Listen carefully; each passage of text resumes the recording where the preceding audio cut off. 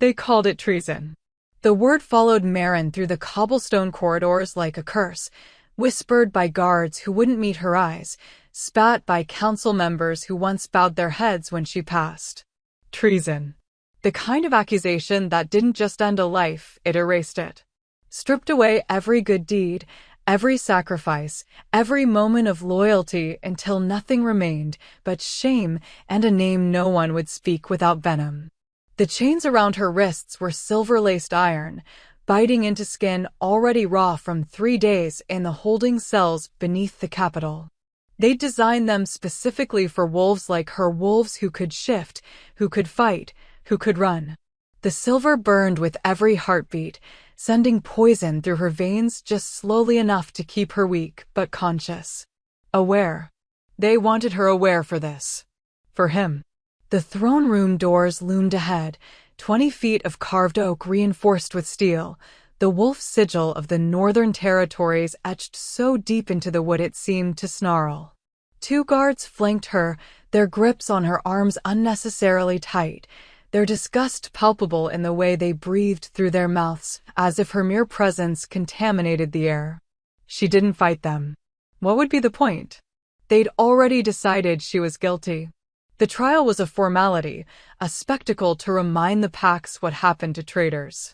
The doors groaned open, and the sound echoed through the cavernous space like a death knell. Every head turned.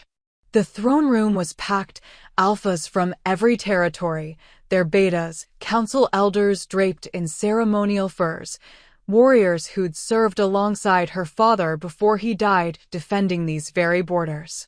They lined the walls, filled the gallery above, their eyes boring into her with a mixture of shock, rage, and something worse, satisfaction. Some of them had always hated her. Hated that a woman held rank in the Kingsguard. Hated that she'd earned her place through skill rather than birthright. Hated that she'd refused their sons, their brothers, their advances. Now they finally had their justification. The guards shoved her forward, and she stumbled, the chains rattling loud enough to make several people flinch. Her knees hit the cold marble floor 10 feet from the dais, the impact sending a jolt of pain up her thighs. She didn't lower her head. Even now, even here, she wouldn't give them that. The Alpha King sat motionless on his throne. Lucas Blackthorn. 6 feet 4 inches of controlled fury and absolute authority, his presence so commanding that the very air seemed to bend around him. Dark hair fell just past his collar, and his eyes, pale gray, almost silver in the torchlight, fixed on her with an intensity that made her wolf whimper despite herself. He was dressed in black leather and steel, the royal seal embossed on his chest plate, a crown of iron thorns resting on his brow. He looked every inch the legend, the king who'd united the fractured territories through blood and brilliance, who'd crushed rebellions before they could take root, who'd never lost a challenge to his throne. He looked like judgment itself. And he'd trusted her. The Master of Laws stepped forward, a scroll clutched in his bony fingers, his voice reedy and eager as he read the charges. Marin Ashwood, formerly captain of the King's Guard, you stand accused of high treason against the Crown and territories.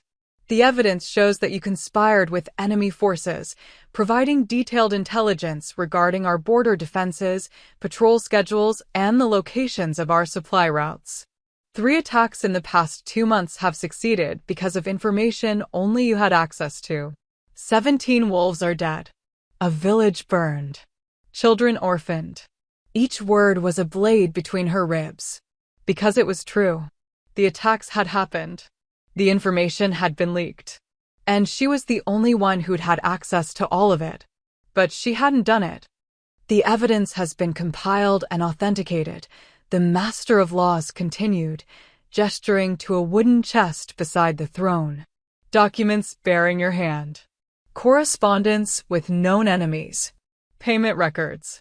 All sealed with verification marks from the Royal Archive. Lucas hadn't moved. Hadn't spoken. His fingers gripped the arms of his throne with enough force that she could see the tension in his forearms even from this distance. He was barely breathing, his jaw locked so tight she wondered if he'd crack his own teeth. She wanted to scream at him. Wanted to beg him to listen, to look closer, to remember who she'd been before this nightmare began. She'd served at his side for 4 years. Had saved his life twice. Had sat with him through strategy sessions that lasted until dawn, had laughed at his terrible jokes when he thought no one was watching, had seen the man beneath the crown, the one who cared too much and showed it too little. But the words wouldn't come. Her throat was too tight, her chest too hollow. What could she say that wouldn't sound like a desperate lie? "Bring the evidence," Lucas said, and his voice cut through the room like winter wind, cold, sharp, final. A clerk scurried forward, opening the chest and withdrawing a stack of documents bound in red cord. He carried them up the dais steps with reverent care, placing them in the king's outstretched hand before retreating as if afraid to linger too close to the accused crimes. Maren watched Lucas's face as he began to read. She watched the hardness in his expression, the set of his mouth that said he'd already made his decision and this was merely procedure. She watched him flip through the first page, then the second, his eyes scanning the lines with the methodical precision of someone trained to spot lies in contracts and treaties. And then something shifted. It was subtle, a slight narrowing of his eyes, a pause that lasted a heartbeat too long. His thumb brushed over a section of text, and his brow furrowed almost imperceptibly. He flipped back to the previous page, comparing something, his gaze moving faster now, more intent. The room held its breath. He turned to the next document, and his jaw tightened. Then the next, and his knuckles went white around the parchment. The masters and elders began to shift, murmuring among themselves, confused by the delay. The Alpha King didn't hesitate during sentencing. Everyone knew this. He was ruthless in his efficiency, brutal in his clarity. But he kept reading. Minutes passed.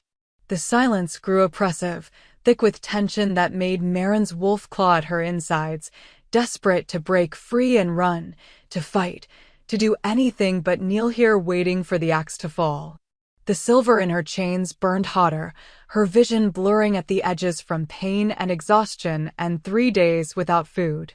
Lucas set down one document and picked up another.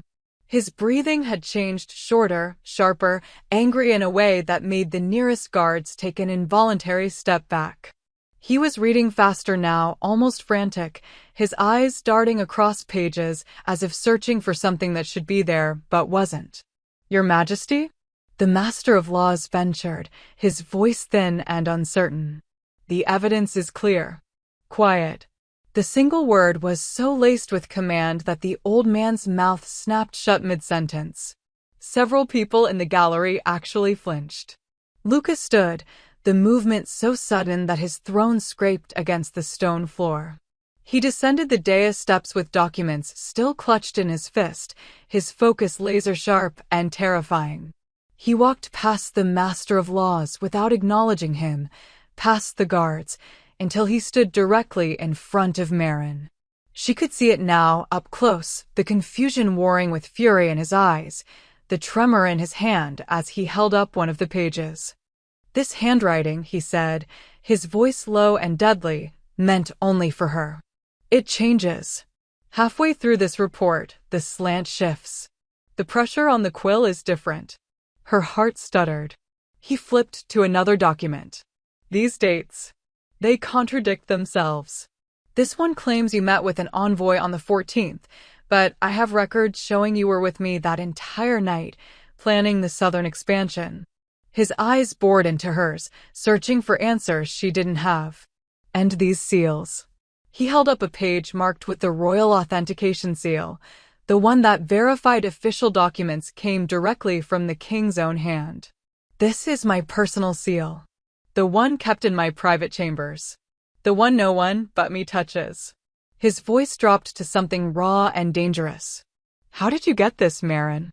She couldn't breathe. "I didn't." "Then how?" "I don't know." The words ripped from her throat, hoarse and desperate. "I swear to you, Lucas, I don't know. I didn't write these." I didn't meet with anyone. I didn't, her voice cracked. I would die before betraying you. You know this. His jaw worked, muscles ticking beneath skin. He looked down at the documents again, and she saw the exact moment realization crashed into him like a physical blow. His face went pale beneath his tan, his eyes widening with something that looked horribly like horror. The night of the autumn ritual, he whispered. I don't remember it. The room felt like it was tilting. What? Marin breathed. The autumn ritual. 6 weeks ago.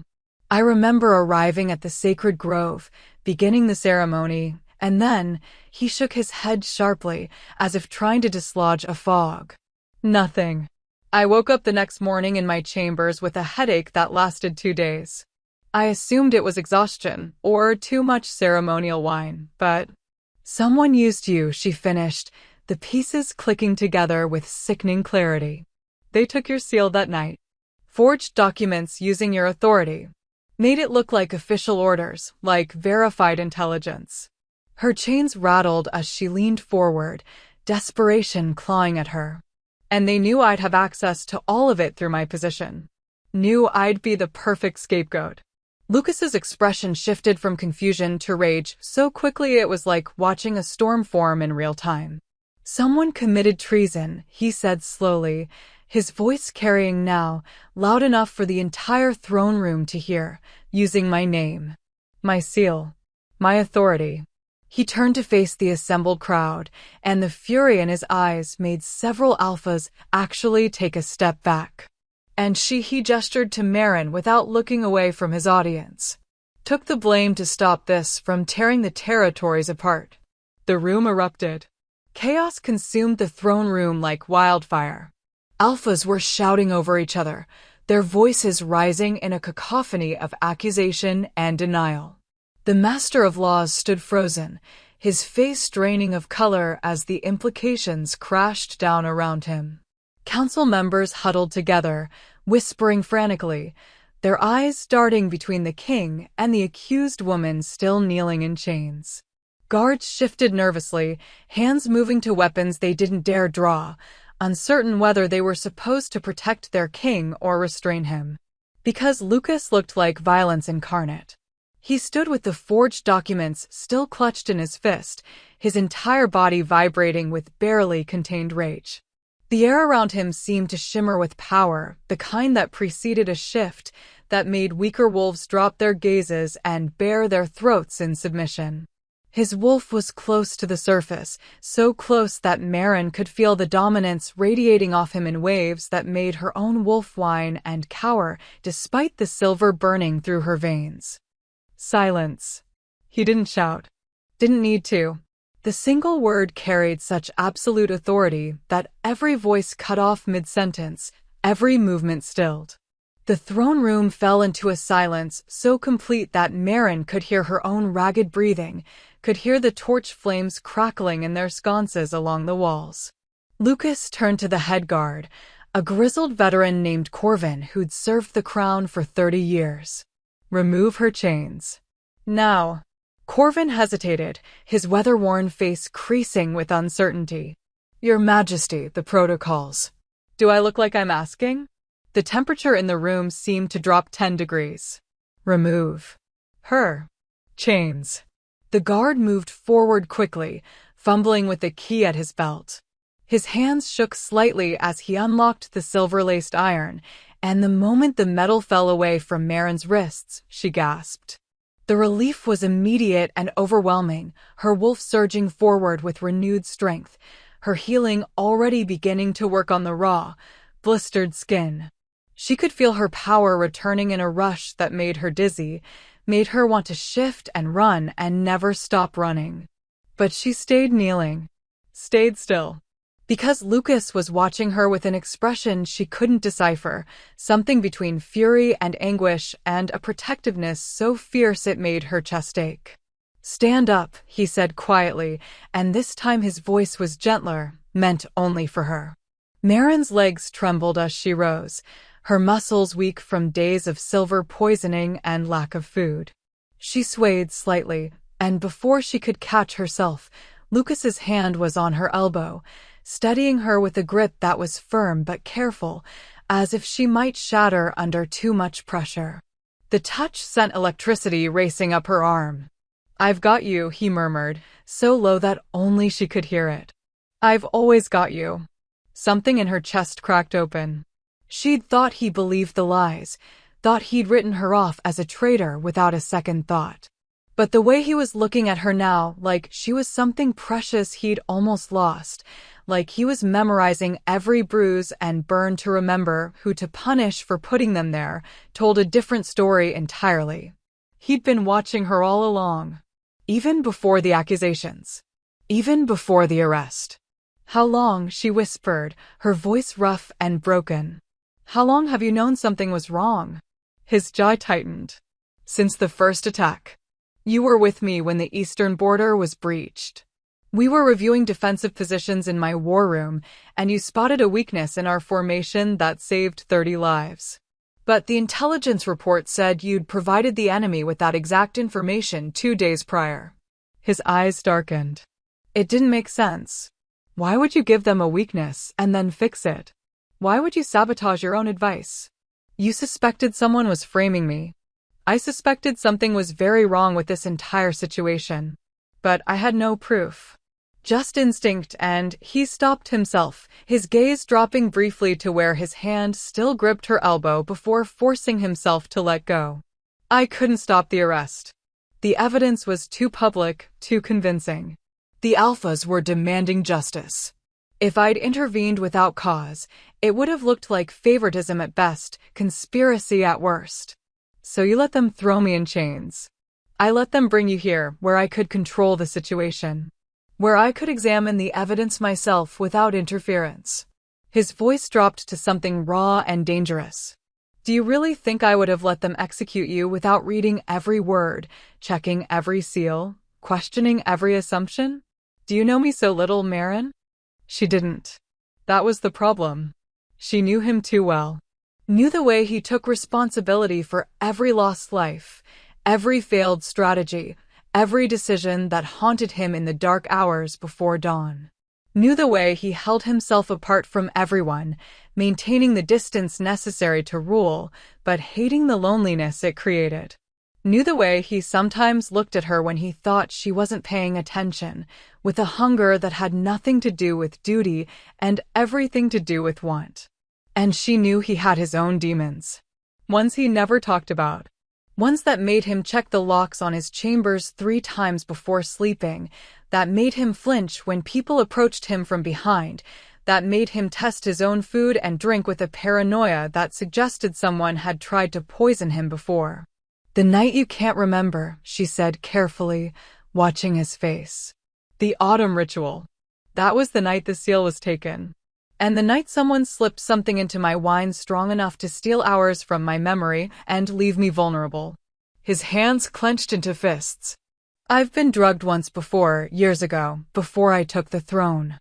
An assassination attempt that nearly succeeded. I swore I'd never let it happen again, that I'd never be that careless, that weak." "You're not weak."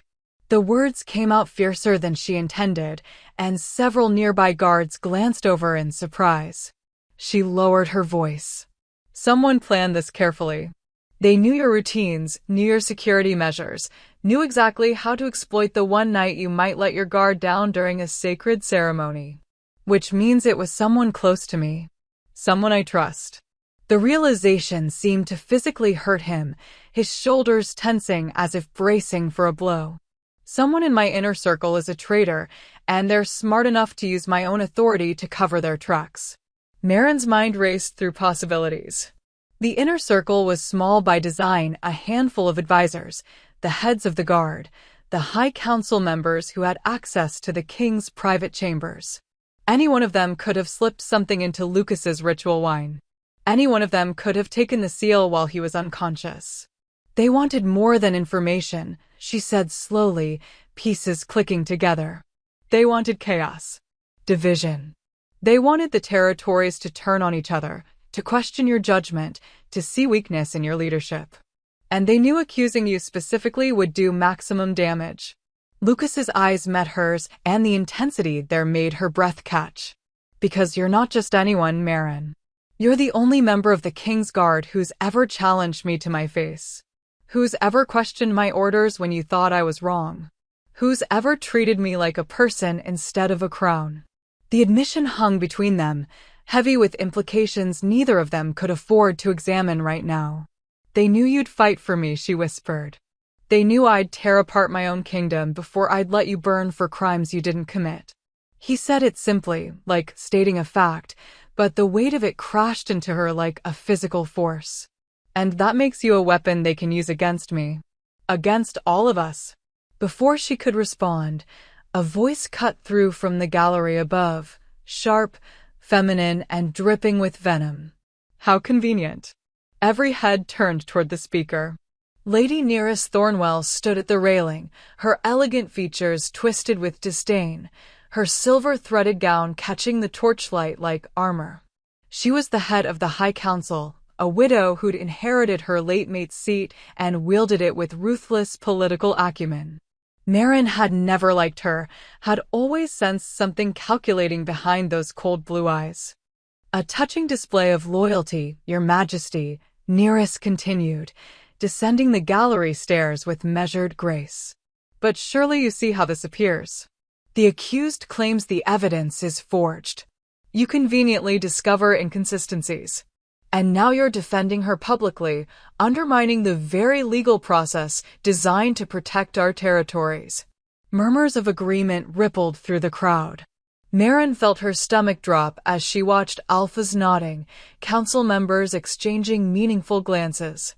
Nearest was good at this, planting seeds of doubt, making reason sound like conspiracy.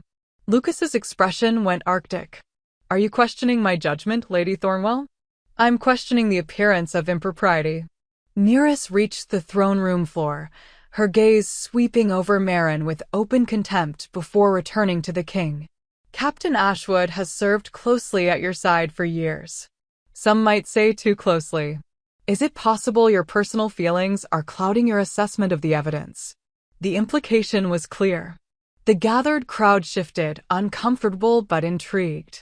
Even warriors who'd served alongside Marin looked uncertain now, their loyalty warring with pack politics and the suggestion of scandal. My personal feelings, Lucas said softly, dangerously, have nothing to do with physical evidence of forgery.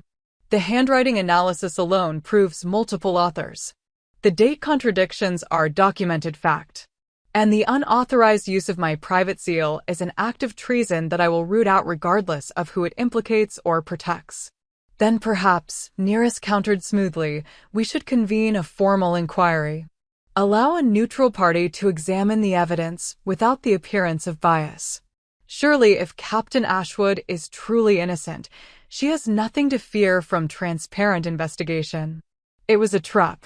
A beautifully constructed political trap that would tie Lucas's hands, delay any real investigation, and keep Marin under suspicion indefinitely. And worst of all, refusing would make him look guilty of exactly what Nearest was implying. Marin felt rage building in her chest, not at Nearest, but at the entire broken system that allowed manipulation to masquerade as justice. She'd served these territories faithfully for years, had bled for them, had lost people she loved defending borders most of these politicians had never even seen. And now they were using her as a pawn in whatever power game was being played in this throne room. No, she said clearly, her voice carrying. Lucas's head snapped toward her. Marin. No, she repeated, stepping away from him, away from his protection. She faced the assembled crowd, chin high despite the exhaustion dragging at her bones. Lady Thornwell is right about one thing. This situation requires transparency. But not from me. She turned to look directly at Lucas, pouring every ounce of trust and determination into her gaze. I'll submit to house arrest. Confined quarters, full supervision, whatever protocols they require. But on one condition. She raised her voice, making sure every wolf in the room heard. I want the king to conduct his investigation without interference. No council oversight. No political committees. Just him, his intelligence network, and whoever he trusts to help him find the real traitor. The room erupted again, but Maren didn't break eye contact with Lucas. She watched him process her offer, saw the refusal forming on his lips, and shook her head slightly. "You know I'm right," she said quietly, for his ears alone. "You can't protect me and investigate this effectively. Not with everyone watching for signs of bias. But if I remove myself from your side voluntarily, you're free to do what you do best, Hunt." Something flickered in his eyes. Respect. Frustration. And that same fierce protectiveness that made her wolf ache with feelings she couldn't afford to name. "I don't like it," he said flatly. "I don't care." She allowed herself a small, grim smile. "You taught me that sometimes the right strategy means sacrificing the piece they think matters most. So sacrifice me, Your Majesty. Publicly. Make it look like you're being fair and impartial. And then find whoever did this and destroy them."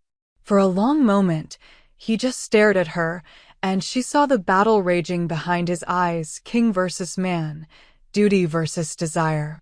Finally, he nodded once, sharp and decisive. "Very well." He turned back to the assembly, his voice ringing with authority. "Captain Ashwood will be placed under house arrest in the West Tower, under guard, but treated with the dignity befitting someone awaiting final judgment. In the meantime, I will personally oversee the investigation into these accusations and the forgery of crown documents. Anyone found to have interfered with royal seals or falsified evidence will face execution for high treason. No exceptions." His gaze swept the room, lingering on Lady Nereus just long enough to make his point. "And if I find that someone in this room orchestrated this conspiracy, if I discover that any of you used my authority to commit crimes and frame an innocent warrior, I will make sure your death is neither quick nor merciful. Am I understood?" The silence that followed was absolute. Even Nereus had gone pale, her earlier confidence wavering under the weight of a direct threat from the most powerful alpha in living memory. Lucas gestured to Corvin. "Take her to the West Tower. Station guards I personally approve. She's to have access to food, water, medical attention, and anything else she requires. Anyone who treats her with disrespect will answer to me." The old guard bowed deeply. "Yes, Your Majesty." As Corvin moved to escort her out, Lucas caught Maren's wrist, his touch gentle despite the strength she could feel coiled beneath his skin. He leaned in close, his breath warm against her ear. "This isn't over. I will prove your innocence, and I will find who did this. And when I do," his voice dropped to something dark and promising, "when I do, I'm going to make them wish they'd never learned your name." Then he released her and stepped back, his expression sliding into the cold, untouchable mask of the Alpha King.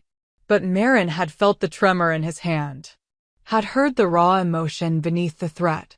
And as the guards led her from the throne room, she couldn't shake the feeling that she'd just set something in motion, something dangerous and inevitable and entirely beyond her control. Something that would change everything between them, whether they survived this or not. The West Tower room was nothing like the cells. Maren stood at the window, watching the sun set over the northern mountains, painting the snow-capped peaks in shades of gold and crimson. The room was spacious, furnished with a proper bed covered in furs, a writing desk, a chair positioned near the fireplace where flames crackled with warmth she hadn't felt in days. There were books on the shelves, clean clothes laid out on the bed, and a tray of food that actually smelled edible rather than like the moldy gruel they'd shoved through her cell bars. It was a cage dressed up as comfort. But it was still a cage.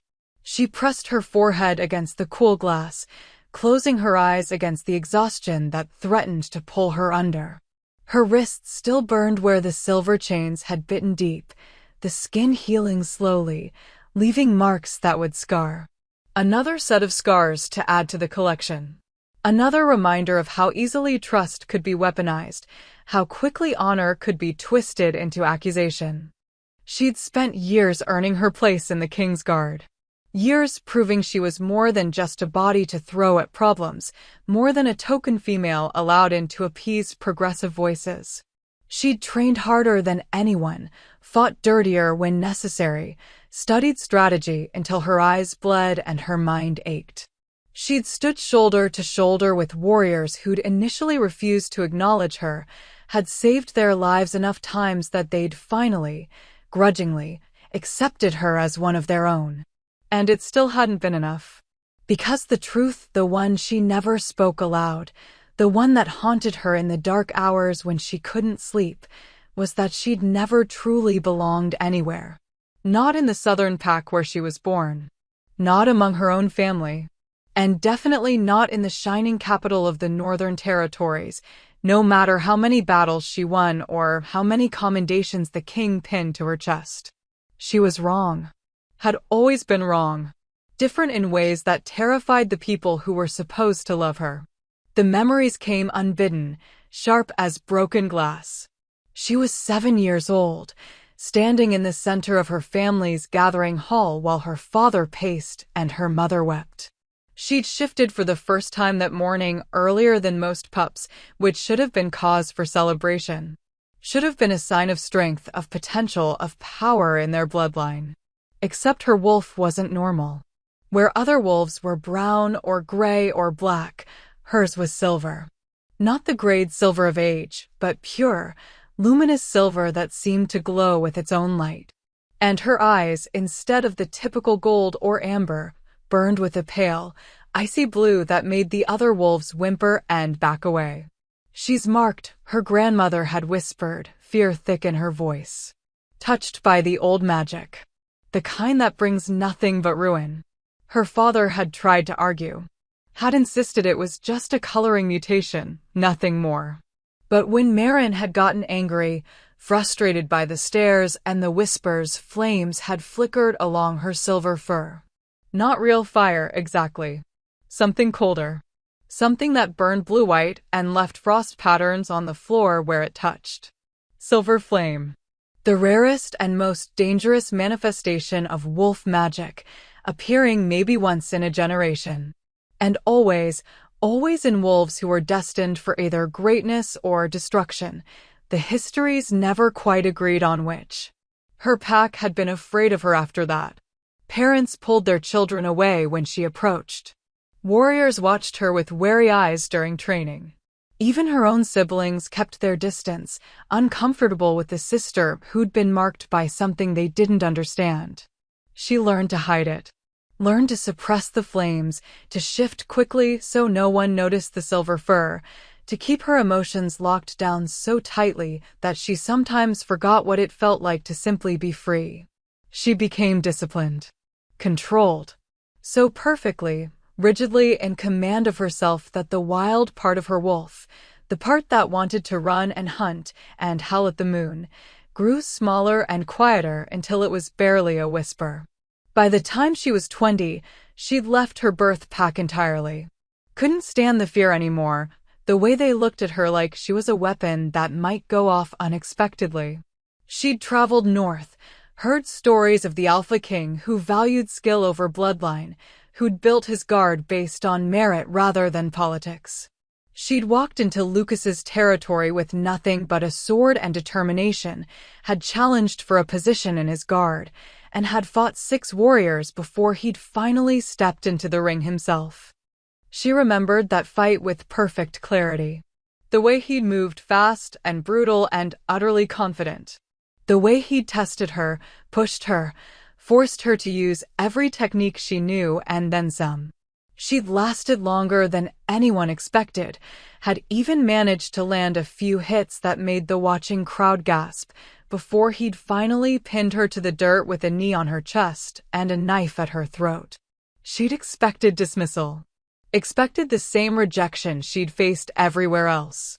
Instead, he looked down at her with those intense gray eyes and said, "You fight like someone with everything to prove and nothing to lose."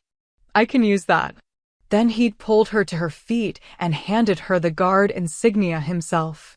No one had asked about her silver wolf. No one had questioned the control she maintained or the distance she kept.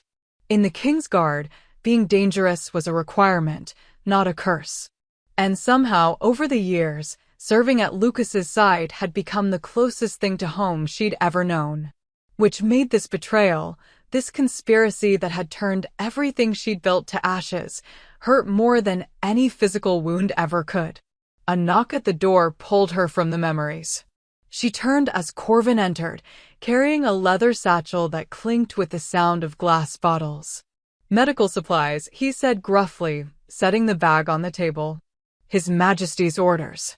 Said you're to be checked for silver poisoning and any other injuries from your accommodations." Marin almost smiled at the careful phrasing. Accommodations. As if the cells had been a poorly rated in rather than a deliberately cruel punishment. "I'm fine," she said, but Corvin was already pulling out bandages and salves. "With respect, Captain, you look like hell." And the king was very specific about his expectations for your treatment. The old guard's expression softened slightly. "He's worried about you. More than he's letting on." Something in Marin's chest tightened. He shouldn't be. He needs to focus on finding the traitor, not. He can do both. Corvin gestured to the chair by the fire. "Sit. Let me at least clean those wrist wounds before infection sets in." She wanted to argue, but the exhaustion was catching up with her now that the adrenaline of the throne room had faded. She sank into the chair, extending her arms so Corvin could examine the burns. He worked in silence for a few minutes, his touch surprisingly gentle for such a hardened warrior. Finally, he said quietly, "For what it's worth, I never believed you were guilty. I've served under 3 kings and I've seen real traitors. They don't have the look you had in that throne room, like you'd rather die than let harm come to your king." Marin's throat tightened. Someone went to a lot of trouble to make it look convincing. Someone always does. He applied a cooling salve to the worst of the burns, and she hissed at the sting before relief flooded in. But they made a mistake. They underestimated how well His Majesty knows you. How well he pays attention to the people he trusts. He pays attention to everyone. It's his job. No, Corvin met her eyes, and there was something knowing in his weathered face. He pays attention to you differently. Has for years. Those of us who've served him long enough, we've noticed. The way he positions you at his right hand during councils. The way he asks your opinion before making major decisions. The way he looks at you when he thinks no one's watching. Corvin. I'm not gossiping. I'm stating facts. He wrapped a clean bandage around her wrist with practiced efficiency. "And I'm telling you that if anyone can find who did this and burn them to the ground for it, it's that man. Because you're not just his guard captain, girl. You're the only person in this entire territory who he lets see him as something other than a crown and a title." The words settled over her like a weight. Because they were true, weren't they? She'd seen Lucas exhausted and frustrated, had watched him make decisions that tore him apart, had been there during the quiet moments when the mask slipped and he was just a man carrying more responsibility than any single person should have to bear. And somewhere along the way, without meaning to, she'd started caring about him as more than just her king. Started noticing the way his rare smiles changed his entire face. Started cataloging the small gestures, the way he'd touch her shoulder briefly when she'd done well, the way he'd make sure she ate during long strategy sessions, the way his eyes would seek her out in a crowded room as if making sure she was still there. Started feeling things that were absolutely forbidden for someone in her position. "It doesn't matter," she said finally, her voice rough. "Whatever he feels or doesn't feel, she cut herself off. It doesn't matter. Someone tried to destroy him by using me as the weapon. And until we find out who, anything else is just a distraction that could get us both killed." Corvin finished bandaging her other wrist and packed up the medical supplies. "Maybe. Or maybe it matters more than you think. Maybe that's exactly why they chose you, because they knew hurting you was the surest way to make him vulnerable." He moved toward the door, then paused. "The guards outside are men I personally vouched for. They'll keep you safe, and they'll keep their mouths shut about anything they overhear. His Majesty will likely come by later, once the council stops breathing down his neck. When he does, Corvin's expression turned serious. Don't push him away, Captain. He's going to need someone he can trust while he tears this conspiracy apart. And whether you want to admit it or not, that someone has always been you. Then he was gone, leaving Maren alone with thoughts that wouldn't settle and a truth she couldn't quite face. She returned to the window, watching as full darkness fell over the mountains. Somewhere out there, Lucas was hunting for answers, diving into records and interrogations with the single-minded intensity he brought to everything he did. She should trust him to handle it, should use this forced rest to recover her strength. But all she could think about was the look in his eyes when he'd read those forged documents. The way his hand had trembled with rage. The way he'd stood between her and an entire room full of people baying for her blood, without hesitation, without doubt. I've always got you, he'd said. And somehow, despite everything, despite the accusations and the conspiracy and the danger still lurking in the shadows, she believed him. She just hoped it would be enough. 3 days passed in careful isolation. Maren spent them recovering her strength, eating regular meals that slowly brought color back to her face, sleeping without silver chains burning through her dreams. The guards outside her door changed shifts precisely, professional and silent, treating her with the careful respect of warriors who'd received very direct orders from their king. Lucas hadn't come. She told herself it was better this way. Safer. Less complicated. He was busy investigating, following leads, interrogating suspects. The last thing he needed was to waste time visiting the woman at the center of the conspiracy, giving ammunition to anyone who wanted to claim impropriety. But gods, she missed him. Missed his presence like a physical ache, the way he filled a room with quiet authority, the way his mind worked through problems with frightening speed, the way he sometimes looked at her like she was a puzzle he couldn't quite solve, but desperately wanted to understand. She was pacing the length of her room for the 100th time when the knock finally came. Not the usual guard rotation knock. Something different, a specific pattern that made her heart jump. Before she could respond, the door opened and Lucas stepped inside, alone, still dressed in his formal council attire, but looking like he hadn't slept in days. Dark circles shadowed his eyes, and tension carved lines around his mouth that hadn't been there before. "Your Majesty," she said formally, too aware of the guards outside who could hear every word. His jaw tightened at the title, but he played along. "Captain Ashwood, I need you to come with me." Her stomach dropped. "Have you found something?" "Yes." His expression was unreadable. "But not here. There's somewhere I need to take you. Somewhere we can't be overheard or followed." Every instinct screamed caution. This could be a trap, someone using Lucas to get to her, or worse, Lucas himself having turned against her somehow. But she looked into those gray eyes, saw the exhaustion and determination there, and knew. She would follow him anywhere. Trust him with anything. Even her life. "Lead the way," she said quietly. He gestured for her to follow, and she fell into step beside him as they left the tower room. The guards snapped to attention, but didn't question their king. They descended through less-traveled corridors, through servant passages she hadn't known existed, until they emerged into the cold night air at the back of the palace grounds. 2 horses waited, already saddled. Lucas swung up onto the larger one with practiced ease, then extended a hand to help her mount the second. His fingers were warm against hers, steady and sure, and she had to resist the urge to hold on longer than necessary. They rode in silence through the darkened streets of the capital, keeping to shadows and back routes that avoided patrols and prying eyes. Maren's wolf prowled restlessly beneath her skin, alert for danger, but also responding to something else, a pull she didn't quite understand, a sense that wherever they were going was important in ways that transcended the immediate conspiracy.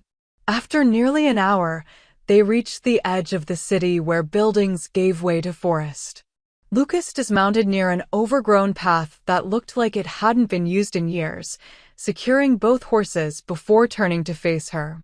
We walk from here, he said, his voice low and serious. What I'm about to show you, only 3 people know about. My predecessor, who showed me. The high priestess, who guards it. And now you.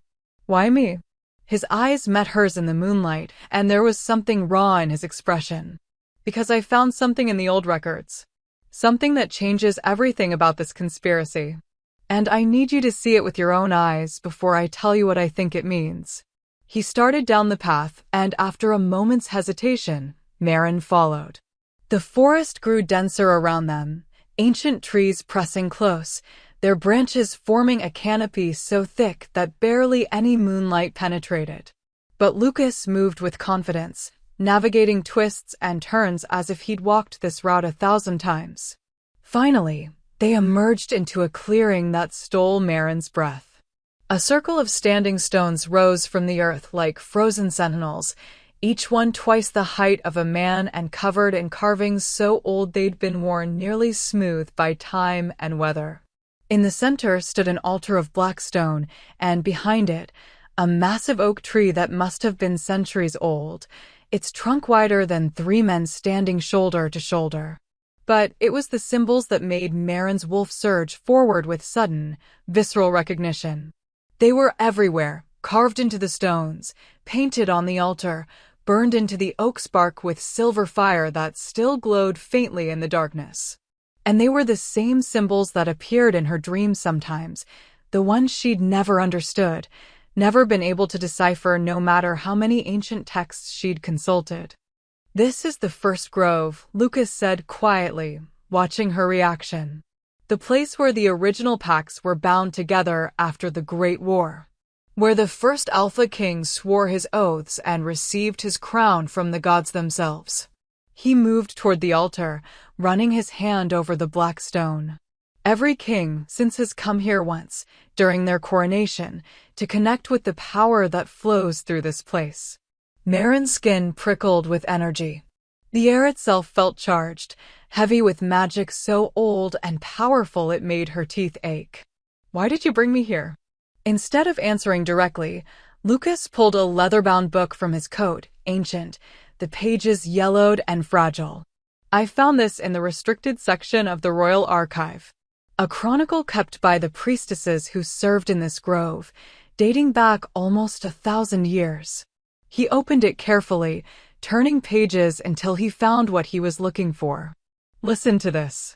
His voice took on a formal cadence, reading words that sounded like prophecy. In the time of greatest darkness, when betrayal wears the face of trust and poison flows through the veins of power, the silver wolf shall rise. Born of fire and ice, marked by the old magic, she will stand between the king and ruin. Through her, the ancient bloodlines will remember. Through her, what was broken shall be made whole. But only if she survives the test of false accusation, only if she burns away the lies that bind her and claims the power she was born to wield. Silence fell, broken only by the whisper of wind through ancient branches. Maren's heart hammered against her ribs. That could be about anyone. Silver wolves aren't that uncommon. Silver wolves with blue fire? Who were accused of treason against their king? Who appeared in the Northern Territories exactly 7 years ago, the same year this prophecy indicated in its timeline? Lucas closed the book, his gaze intense. Maren, the priestesses have been expecting you. She shook her head, backing away. No, that's insane. I'm not some prophesied savior. I'm just a soldier who happened to be born with a mutation. You're the reason someone went to such elaborate lengths to frame you. He moved closer, closing the distance between them. Think about it. Why forge documents when they could have simply assassinated you? Why go through the trouble of making it look like official treason rather than just staging an accident? Because they wanted to discredit me publicly. Because they wanted you executed by royal decree, in front of witnesses, following proper legal procedures. His voice dropped to something urgent, almost desperate. Because prophecy magic is old magic, Maren. It requires specific conditions to be fulfilled or broken. If you died by execution for treason, the prophecy would be nullified. Whatever role you're supposed to play, whatever power you're meant to claim, it would all end before it could begin. She wanted to argue. Wanted to insist this was coincidence, desperation making him see patterns that didn't exist. But the symbols on the stones were glowing brighter now, responding to her presence, and her wolf was howling inside her mind with recognition that went bone deep. I don't want to be part of some ancient prophecy, she whispered. I just want to serve my king and protect my territory and live a life that matters. Why does it have to be more complicated than that? Lucas's expression softened. He reached out slowly, giving her time to pull away, and brushed his fingers against her cheek. Because you've always been more than just a soldier. I've known that since the day you walked into my territory with fire in your eyes and refused to back down even when every instinct should have told you to run.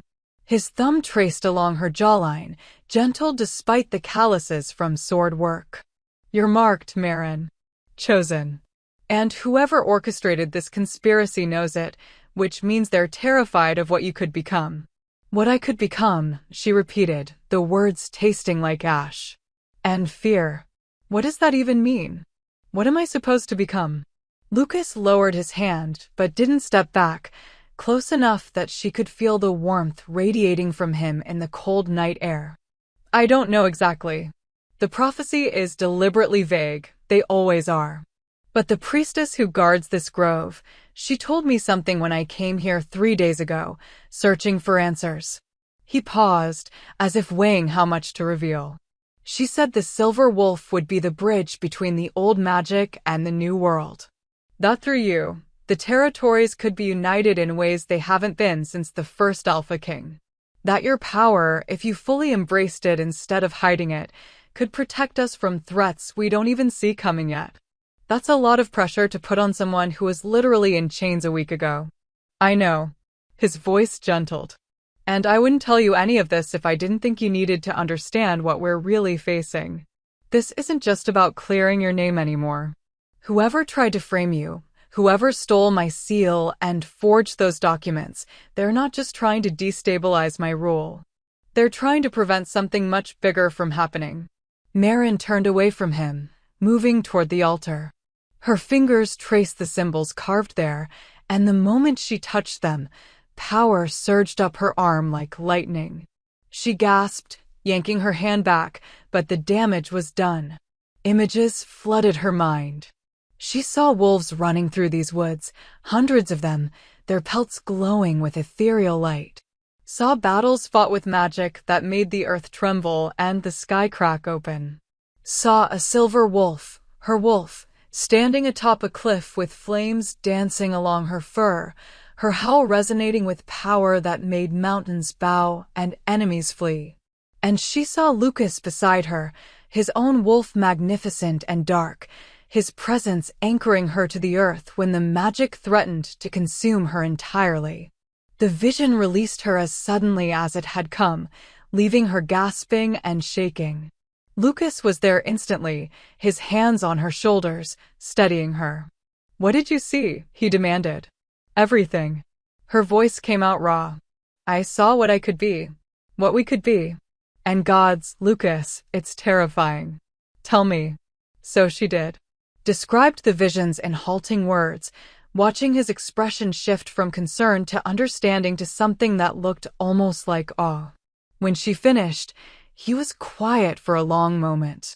The priestess was right, he finally said. You're not just any wolf. You're the key to something that hasn't existed in centuries, a true bond between Alpha and Guardian. The kind that made the first territories strong enough to survive the Great War. Guardian? It's an old title. The Alpha's mate and equal, chosen not by politics or bloodline, but by magic itself. Someone who balances the Alpha's power, who can wield authority in their own right, who serves as both protector and conscience. His hands tightened on her shoulders. Every great Alpha King in history had one. My predecessor didn't, which is part of why the territories have been so fractured. Why I've had to fight so hard to maintain unity through strength alone. Marin's heart was pounding so hard she could barely hear over it. You're saying the prophecy thinks I'm supposed to be your guardian? Your mate. I'm saying someone else figured it out before I did. Someone who recognized what you are and decided to eliminate you before the bond could form. His eyes burned into hers. And I'm saying that every instinct I have, every piece of this puzzle, points to the same conclusion: you were meant to find your way to me. We were meant to stand together. And whoever is behind this conspiracy will do anything to prevent that from happening. The weight of it crashed down on her.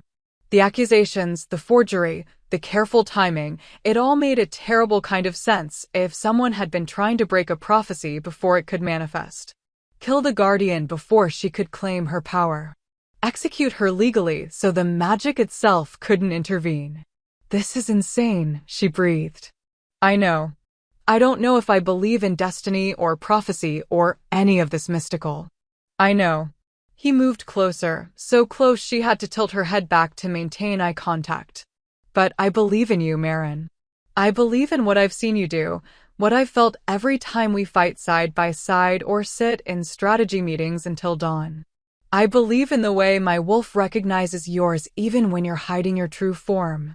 And I believe that whoever tried to destroy you made one critical mistake. What's that? His smile was fierce and predatory.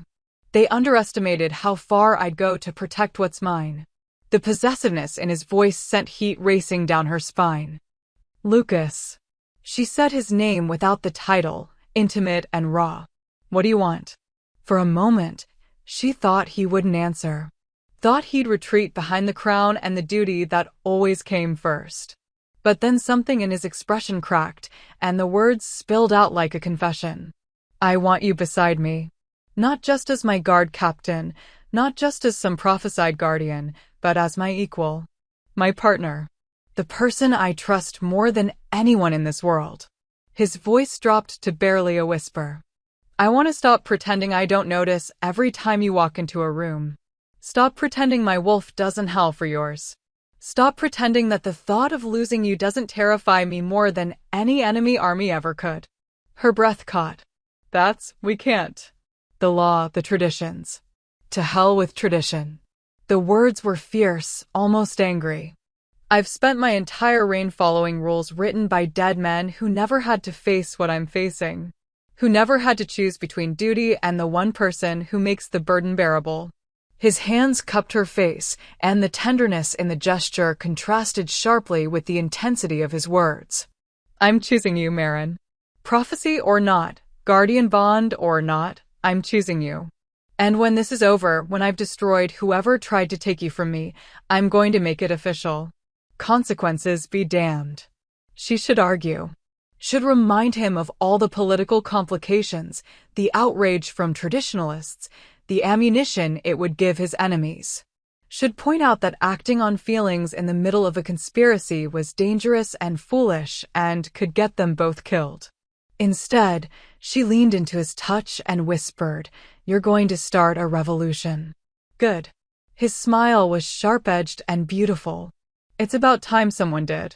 Then he was pulling away, stepping back, and she felt the loss like a physical ache. The moment shattered, reality crashing back in. They were still in danger. Still being hunted. Still playing a game where one wrong move could end in death. Come on, he said, his voice returning to something more controlled. I need to get you back before anyone notices we're gone. And tomorrow, I'm calling a council meeting. I'm going to push harder, apply more pressure. Make whoever is behind this nervous enough to make a mistake. Be careful, she said, hating how helpless she felt. If they're desperate enough to frame me, they're desperate enough to try more direct methods. Let them try. His eyes gleamed with something dangerous. I've been holding back, playing by rules and protocols because that's what a good king does. But they threatened you. And that was the single worst mistake they could have made. He started back toward the path and Marin followed, her mind spinning with everything he'd revealed. Prophecies and guardians and bonds that transcended politics. A conspiracy that went deeper than she'd imagined. And a king who'd just confessed feelings that could change everything between them. As they rode back toward the palace in silence, she couldn't shake the images from her vision. couldn't stop seeing herself and Lucas standing together, powerful and united, facing threats that hadn't even emerged yet. Maybe the prophecy was real. Maybe she was meant for something greater than she'd ever imagined. Or maybe she was just a soldier who'd fallen for her king and desperately wanted to believe that impossible things could somehow work out. Either way, someone was about to learn what happened when they tried to destroy something sacred. And Maren was done hiding. The council meeting was already tense when the first blow landed. Maren wasn't there. She was still confined to her tower room, listening to reports from Corvin about what was happening in the throne room below. But even from a distance, she could feel the pressure building, could sense that Lucas was pushing his suspects exactly as he'd promised. "He's interrogating them one by one," Corvin reported, his voice low as he stood just inside her door. "Started with the Master of Laws this morning. Went through every document, every seal verification, asked questions about procedures until Valen was sweating through his robes. Did he find anything? Nothing conclusive. But Valen kept glancing at Lady Nearest during the questioning, like he was looking for guidance. His Majesty noticed. The old guard's expression was grim.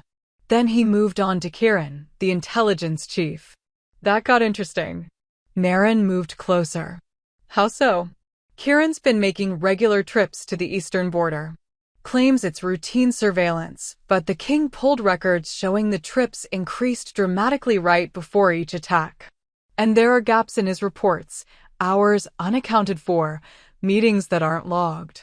Corvin shook his head. The man's a professional spy. He knows how to cover his tracks. But His Majesty knows how to read between lies, and Kieran's starting to crack. Before Maren could respond, shouting erupted from somewhere below.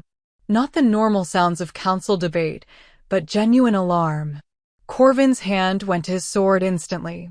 Stay here, he ordered, already moving toward the door. Like hell. Captain, if this is an attack, you're the target. You stay. The explosion cut him off. The entire tower shook, dust raining from the ceiling as a massive boom echoed through the palace. Maren's wolf surged forward with protective instinct, and she was moving before conscious thought caught up, out the door, past Corvin's protests, down the spiral stairs toward the chaos below.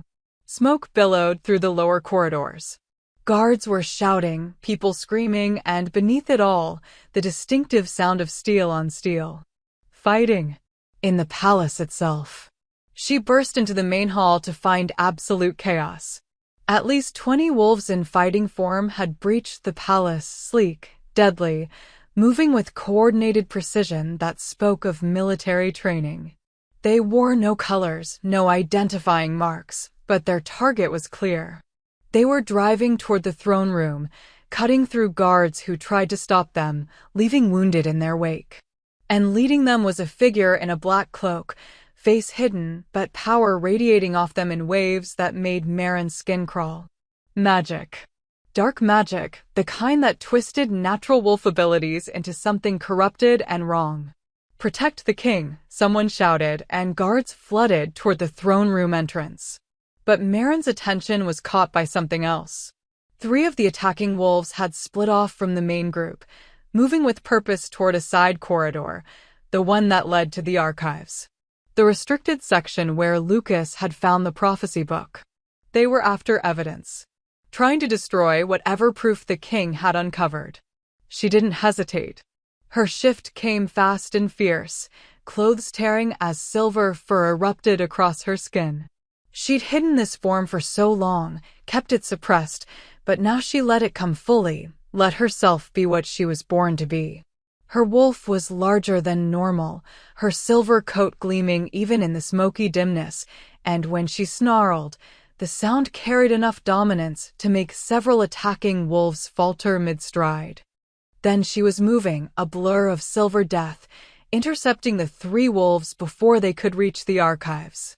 She hit the first one with enough force to send it crashing into the wall, heard bones crack, didn't wait to see if it would get up. The second lunged for her throat, and she twisted, using its momentum against it, jaws closing on its shoulder with enough pressure to make it yelp and release. The third was smarter, more cautious. It circled her, looking for an opening, and she recognized the intelligence in its eyes. This wasn't some random attack. These wolves had been sent with a specific mission. Kill the king. Destroy the evidence. Eliminate the guardian before she could fully awaken. The wolf lunged, and Maren met it head-on. They collided in a tangle of fur and fury, rolling across the marble floor. Claws raked her side, pain, sharp and immediate, but she ignored it, focused on the throat, on the kill that would end this threat. But then magic flared, that same dark corruption, and the wolf beneath her suddenly burst with unnatural strength. It threw her off, sent her skidding across the floor, and when she scrambled to her feet, she saw its eyes had turned completely black. Possessed. Someone was channeling power through these wolves, using them as weapons enhanced beyond their natural abilities. Maren down. Lucas's voice, commanding and desperate.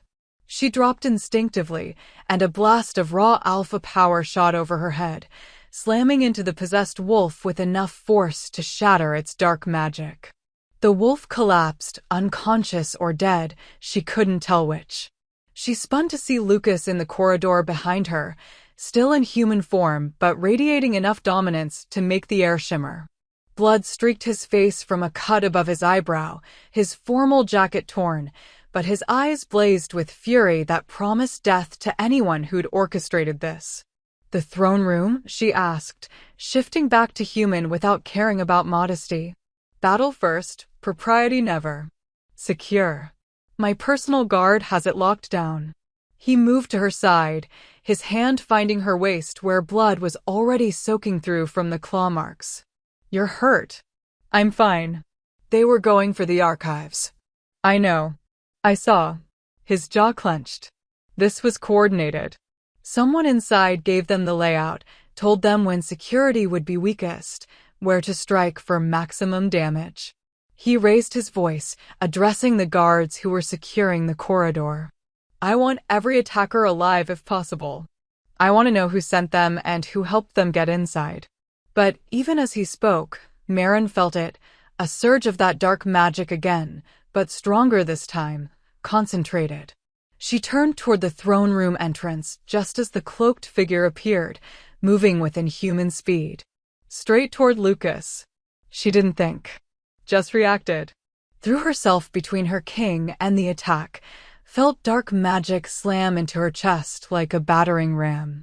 Pain exploded through her entire body, cold and burning simultaneously, wrung in ways that made her wolf howl in agony. But she was still standing, still blocking the path to Lucas. And something inside her was waking up. Something that had been sleeping, dormant, waiting for exactly this moment. The silver fire. It erupted along her skin, blue-white flames that didn't burn her but consumed the dark magic trying to invade her body. The cloaked figure stumbled back, clearly not expecting resistance, and in that moment of surprise, Maren saw beneath the hood. Lady Nearest Thornwell's cold blue eyes stared back at her, wide with shock and fury. You, Maren breathed. Impossible, Nearest hissed. The silver fire shouldn't have awakened yet. You're still bound, still suppressed. Guess again. The flames grew brighter, hotter, responding to Maren's will in ways she didn't fully understand, but didn't question. You tried to have me executed. Tried to break the prophecy before I could become what I'm meant to be. You were meant to die. Nearest's composure shattered, her voice rising to something shrill and desperate. The old powers need to stay buried. The territories need to remain fractured, need to be weak enough that when the Eastern forces come, they'll fall easily. A united North under a guardian-bonded king would destroy everything we've worked for. Lucas's voice was death itself. He stepped forward, and his own power flared, not magic like Nearest's corruption, but raw alpha dominance that made even Maren's wolf want to submit. Who else is involved? But Nearest was already moving, her hands weaving patterns in the air. More dark magic gathered, And Marin felt the pull of it, felt it reaching for Lucas, trying to corrupt his power, turn it against him. Not on her life. She let the silver fire surge forward, met the dark magic head-on. The two forces collided in an explosion of light and shadow that sent guards diving for cover. Marin felt herself being pushed back, felt the dark magic trying to overwhelm her nascent power, and realized with sickening clarity that she wasn't strong enough yet. She was too new to this, too untrained, too. Lucas's hand closed on her shoulder, and suddenly his power was flowing into her. Not dominating, not controlling, but supporting, lending her his strength, his decades of alpha authority and command. The bond between them sang with recognition, with rightness, and Marin felt her silver fire amplify tenfold. Together, they pushed back. The dark magic shattered like glass, and Nereus screamed as the backlash hit her. She staggered, blood streaming from her nose, her power breaking apart. But before they could capture her, she pulled something from her robes, a small crystal that glowed with sickly green light. "This isn't over," she spat. "You've won nothing. The Eastern Alliance will still come, and when they do, your precious unity will burn. She'll burn with it." Then she crushed the crystal, and green smoke exploded outward. When it cleared, Nereus was gone, teleported, escaped, beyond their reach. Silence fell over the corridor, broken only by the groans of wounded and the crackle of dying flames. Lucas turned to Marin, his hands framing her face, his eyes searching her for injuries. "Are you all right? That magic hit you directly." "I'm fine." She was shaking, adrenaline crashing, but she forced herself to stay upright. "The silver fire, it protected me. I didn't even know I could do that. You saved my life." His voice was raw. "If you hadn't blocked that first attack." "Don't." She pressed her fingers to his lips, stopping the words. "We protect each other. That's what this bond means, right? What being guardian means." He kissed her fingers, a brief press of warmth, before lowering her hand. "Nereus was one of 5 suspects, which means there are at least 4 more conspirators in my inner circle." His expression hardened. "And now they know we're onto them. They'll either run or accelerate their plans. So we hunt them down before they can do either." Marin straightened despite her exhaustion, despite the pain still radiating from her clawed side. "You said you were done playing by the rules. Prove it." Something fierce and approving flashed in his eyes. "Lock down the palace. No one enters or leaves without my personal authorization. Arrest anyone who tries. And someone find me Master Valen, Kieran, Garrick, and Theron. I want them in my private chambers within the hour." Guards scattered to obey, and Lucas pulled Marin close, his forehead resting against hers for just a moment, a brief vulnerability before they had to face the storm again. "They made their move," he whispered. "Now we make ours." And a silver fire still flickered along her skin, responding to her emotions, to the bond forming between them. Marin felt the prophecy settling into her bones. This was just the beginning. The real battle for the territories, for their lives, for whatever future they might build together, was about to begin. The hour that followed was controlled chaos. Lucas's guards swept through the palace, rounding up the remaining conspirators while healers tended to the wounded. Bodies were removed from the corridors, 3 dead guards who'd fought bravely, 7 attackers who hadn't survived the confrontation. The smell of blood and smoke lingered, a grim reminder of how close they'd come to catastrophe. Marin sat in Lucas's private war room, watching as he coordinated the response with military precision. He'd changed into clean clothes, but refused healing for the cut above his eye, too focused on securing his territory to care about minor wounds.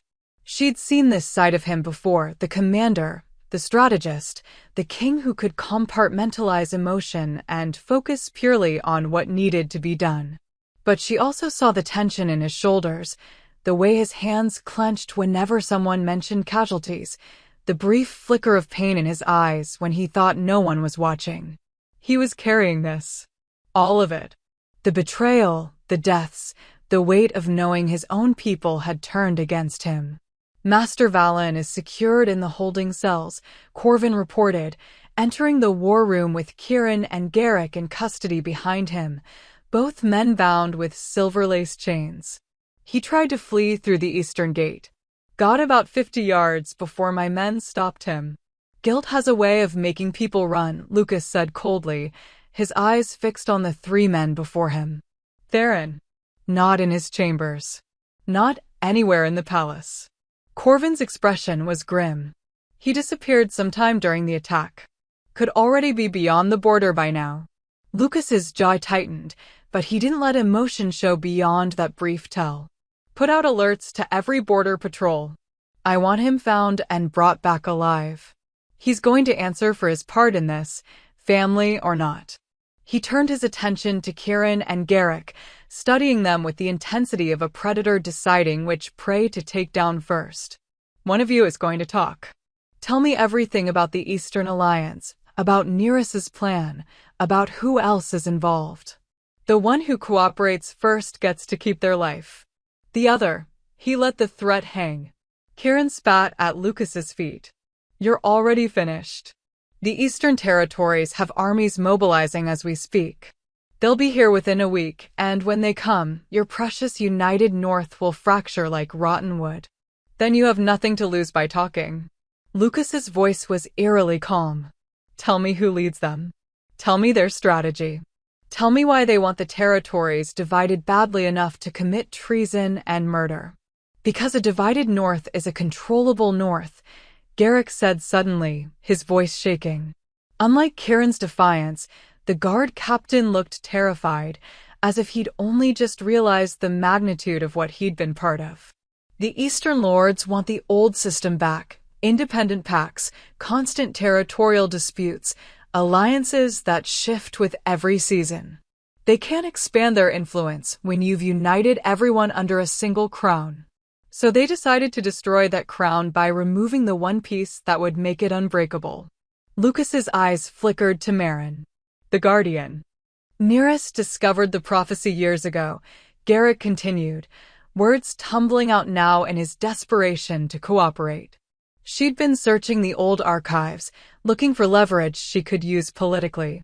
When she found the texts about the Silver Wolf and the Guardian bond, she realized it meant the end of everything the Eastern Alliance wanted. A properly bonded king and guardian would be too powerful, too stable. The territories would never fracture again. So she contacted the Eastern Lords. She offered them a deal. Help her prevent the prophecy from manifesting, and they could move against the Northern Territories while you were weakened by internal strife. Garrick's face was pale, sweat beading his forehead. She's been planning this for 3 years, Your Majesty. Since before Captain Ashwood even arrived in your territory.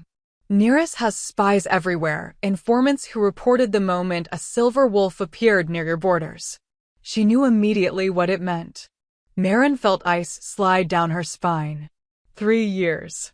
Neris had been orchestrating this conspiracy since before Merrin had even joined the King's Guard, had been watching and waiting for the perfect moment to strike. The attacks on our borders, Lucas said, his voice dangerously quiet. Those were meant to establish a pattern. Make it look like someone was leaking information consistently, so when you finally framed Merrin, there would already be a history to support the accusation. Yes, Garrick wouldn't meet anyone's eyes. And the autumn ritual, that was me. I drugged your wine, took your seal while you were unconscious. Neris used it to forge the documents over the next 2 weeks, made it look like official correspondence, like verified intelligence reports. We knew if we could get Captain Ashwood executed legally, following proper protocols, the prophecy magic would break. The Guardian would be dead before the bond could form. But you didn't count on me reading the evidence closely enough to spot the forgeries. Neris said you were too busy, too overwhelmed with border conflicts to examine every detail personally. She thought you'd trust the Master of Laws to verify everything, that you'd just sign off on the execution. Garrick finally looked up, his expression desperate. I never wanted anyone to die, Your Majesty. I swear. Nearest said it would be bloodless, that we'd just remove the Guardian threat and everything would go back to how it was before. Before I unified the territories and brought actual peace? Lucas's voice could have cut steel. Before wolves stopped dying in pointless territorial disputes? Before we had the strength to defend ourselves against real threats instead of constantly fighting each other? Garrick flinched but didn't respond. Lucas turned to Kieran. And you? What's your excuse? I don't have one. The intelligence chief's defiance had crumbled, leaving only exhaustion. Nearest promised me power in the new Eastern regime. Promised I'd lead intelligence for the entire expanded territory. I was tired of serving, tired of watching lesser men advance while I did all the real work. His laugh was bitter. Stupid. I chose ambition over loyalty, and now I'll die for it. Yes, Lucas said simply. You will. Both of you. But first, you're going to tell my interrogators everything you know about the Eastern Alliance's plans, troop movements, supply lines, which lords are leading the invasion, every detail. And then I'm going to use that information to destroy them before they reach my borders. He gestured to Corvin. Take them. Get everything they know. I don't care what methods you use.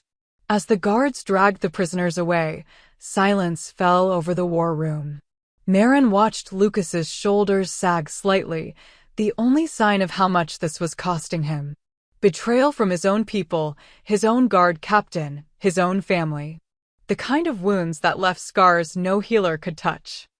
I need to contact the border lords, he said without looking at her, his voice hollow. Get our defenses prepared. If the Eastern Alliance is mobilizing, we have days at most before they reach striking distance. Lucas. And I need to address the council, assure them we have the situation under control even though half my inner circle just turned out to be traitors. Lucas. She stood, moving around the table until she was directly in front of him. Stop. He finally met her eyes, and the pain there made her chest ache. I can't stop. If I stop, if I let myself think about what Garrick said, about how Nearest has been planning this since you arrived, about how I almost lost you because I was too blind to see the conspiracy forming right under my... She grabbed his face, cutting off the spiral of self-recrimination. You didn't lose me. I'm right here. And you weren't blind, you were dealing with a sophisticated enemy who spent years preparing. No one could have predicted all of this. I should have. His hands came up to cover hers, holding them against his face like an anchor. I should have protected you better. Should have seen the signs. Should have. Should have been omniscient? She softened her voice, letting him hear the gentle challenge. You're a king, Lucas. Not a god. You can't prevent every betrayal, anticipate every conspiracy. All you can do is respond when threats emerge, and you've done that brilliantly. Brilliantly, he repeated, his laugh harsh. I nearly had you executed for treason. But you didn't. You read the evidence, found the inconsistencies, trusted your instincts about who I really am. She stroked his cheekbones with her thumbs, feeling the tension there.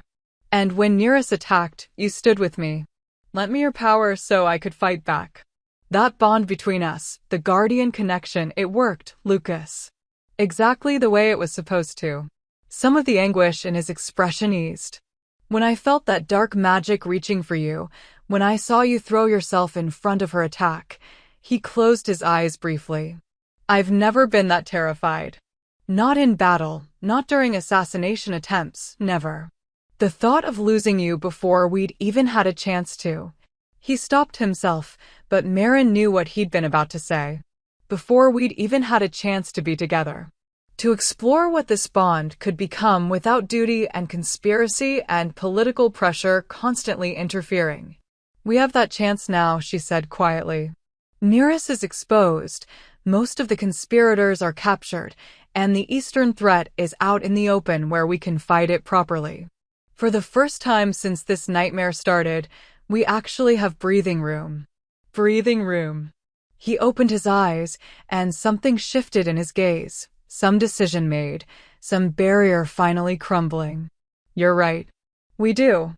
Then he was kissing her. Not tentative, not questioning, but with the fierce certainty of someone who'd been holding back for far too long. His hands moved from covering hers to tangling in her hair, pulling her closer, and Maren responded with equal hunger. She'd imagined this, late at night when she couldn't sleep, during long campaigns when he'd sleep in the tent next to hers, in quiet moments when their eyes would meet across strategy tables.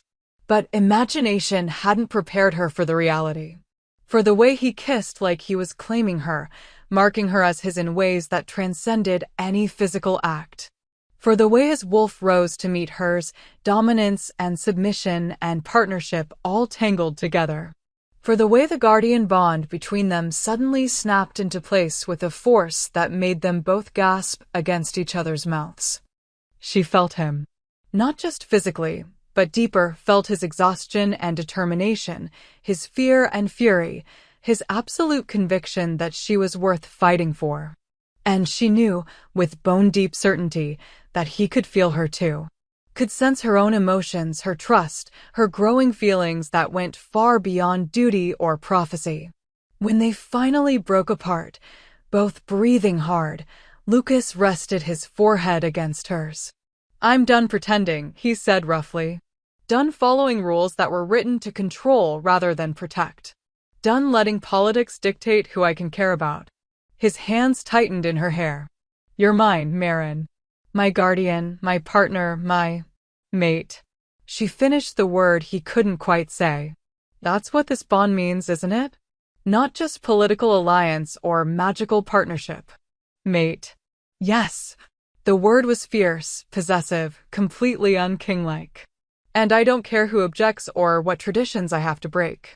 When this war is over, when the Eastern Alliance is defeated and the territories are secure, I'm making it official.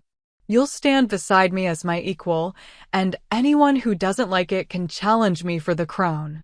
She should probably point out the diplomatic nightmare that would create. Should remind him of the conservative lords who would never accept a common-born guardian, the political complications, the potential unrest. Instead, she kissed him again, pouring every unspoken emotion into the contact. Yes. Whatever he was offering, however he wanted to restructure their world, yes. They stayed like that for a long moment, wrapped in each other, letting the bond between them strengthen and settle. Outside, the palace was still recovering from the attack. Outside, an army was mobilizing to destroy everything they'd built. Outside, threats and enemies and impossible odds waited. But here, in this quiet space, they were just two people who'd found each other against all probability, who'd been literally prophesied to stand together, who were finally letting themselves acknowledge what had been building for years. "We should get back to work," Lucas said eventually, though he made no move to release her. "The border lords need instructions. The council needs reassurance. There's so much."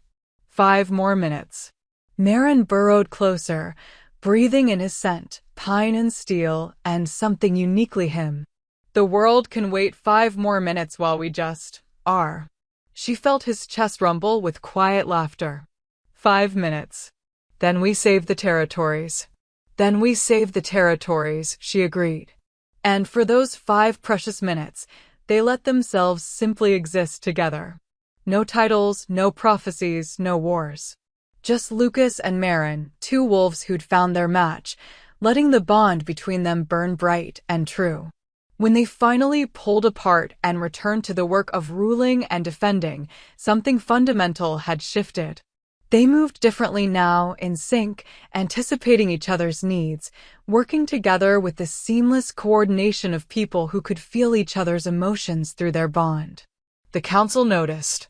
The guards noticed. Anyone with eyes could see that something had changed between their king and his guardian. And in the Eastern Territories, where spies reported back to their lords, the news traveled fast. The prophecy had manifested.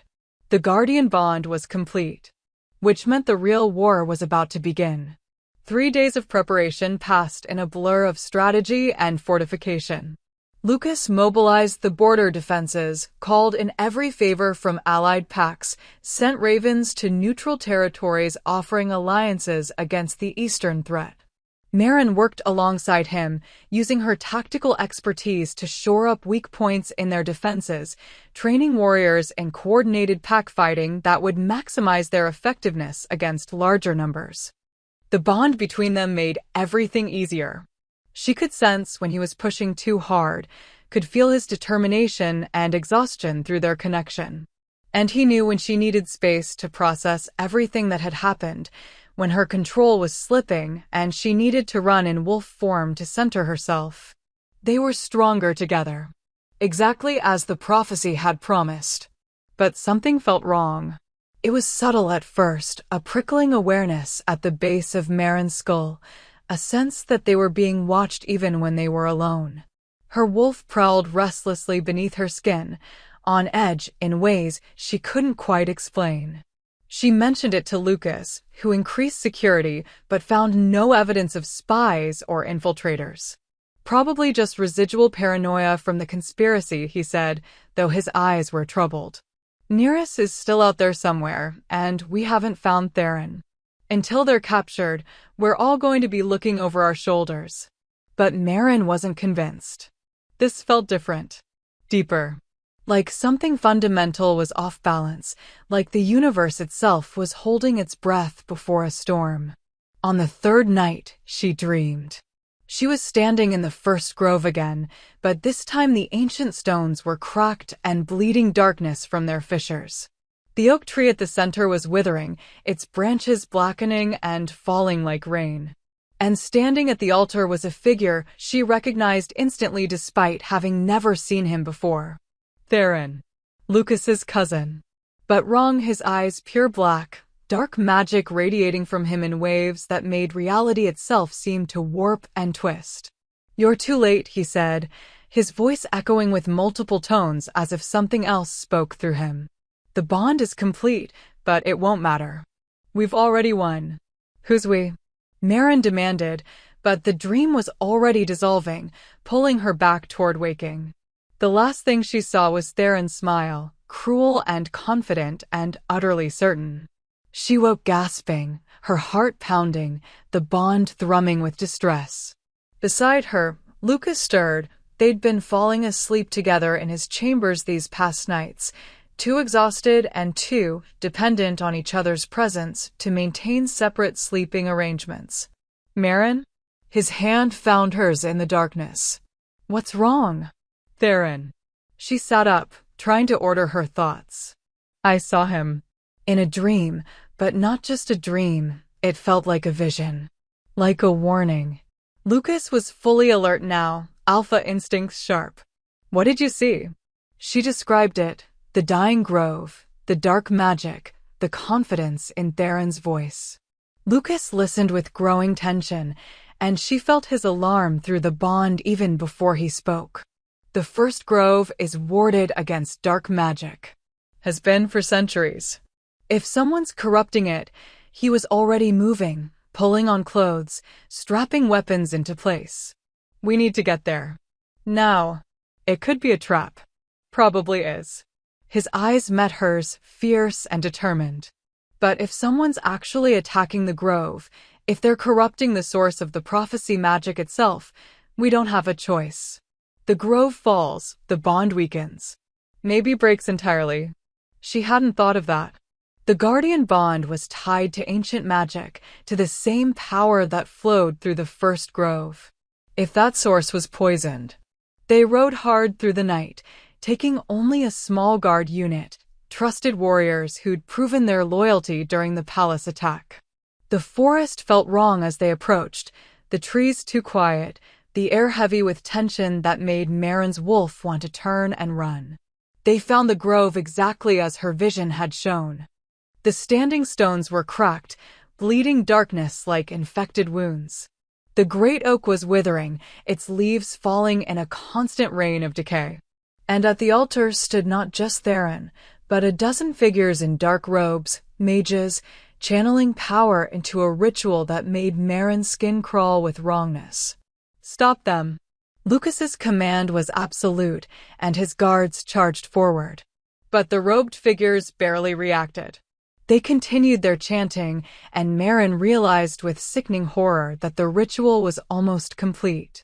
Whatever they'd been working toward, they were moments away from achieving it. Theron turned to face them, and his smile was the same one from her vision, confident, cruel, victorious. "Cousin," he said, his voice carrying that same multi-tone quality that spoke of possession or corruption. "Thank you for coming. We needed you both here for the final phase." "Final phase of what?" Lucas snarled, his alpha power flooding outward. "The breaking, of course." Theron gestured to the dying grove. "Did you really think we'd let the prophecy stand? The Guardian bond makes you too powerful, too stable. The Eastern Alliance can't move against united territories with a fully bonded king and Guardian defending them. So we're simply removing that advantage. You're destroying the grove." Merrin's voice was hollow with realization. "Killing the source of the ancient magic. Corrupting it, actually. Much more effective." Theron's eyes, those horrible black eyes, fixed on her with predatory interest. "And when it's complete, when the grove's power is fully inverted, it won't just break your bond. It'll kill you, little guardian. The prophecy requires you to be alive to function. Dead, you're just another wolf who thought she was special." Rage surged through Merrin, and with it, her silver fire. It erupted along her skin in response to the threat, bright and fierce and hungry to burn away the darkness infecting this sacred place.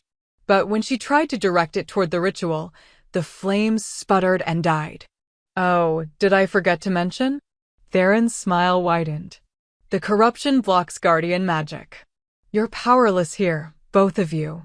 And in about 30 seconds, the ritual completes, the grove inverts, and you die screaming while your bond tears itself apart from the inside." Lucas moved faster than thought, shifting mid-leap, his massive dark wolf form launching toward Theron with lethal intent. But dark magic formed a barrier, and he bounced off it like hitting a stone wall. The guards tried next, attacking the mages, but more barriers sprang up. They were trapped, helpless, forced to watch as the ritual reached its crescendo. Merrin felt it starting, a pulling sensation in her chest, right where the bond connected her to Lucas. It hurt, like hooks digging into her heart and yanking, trying to rip something essential out of her very soul. She gasped, dropping to her knees, and heard Lucas's howl of pain as he felt it too.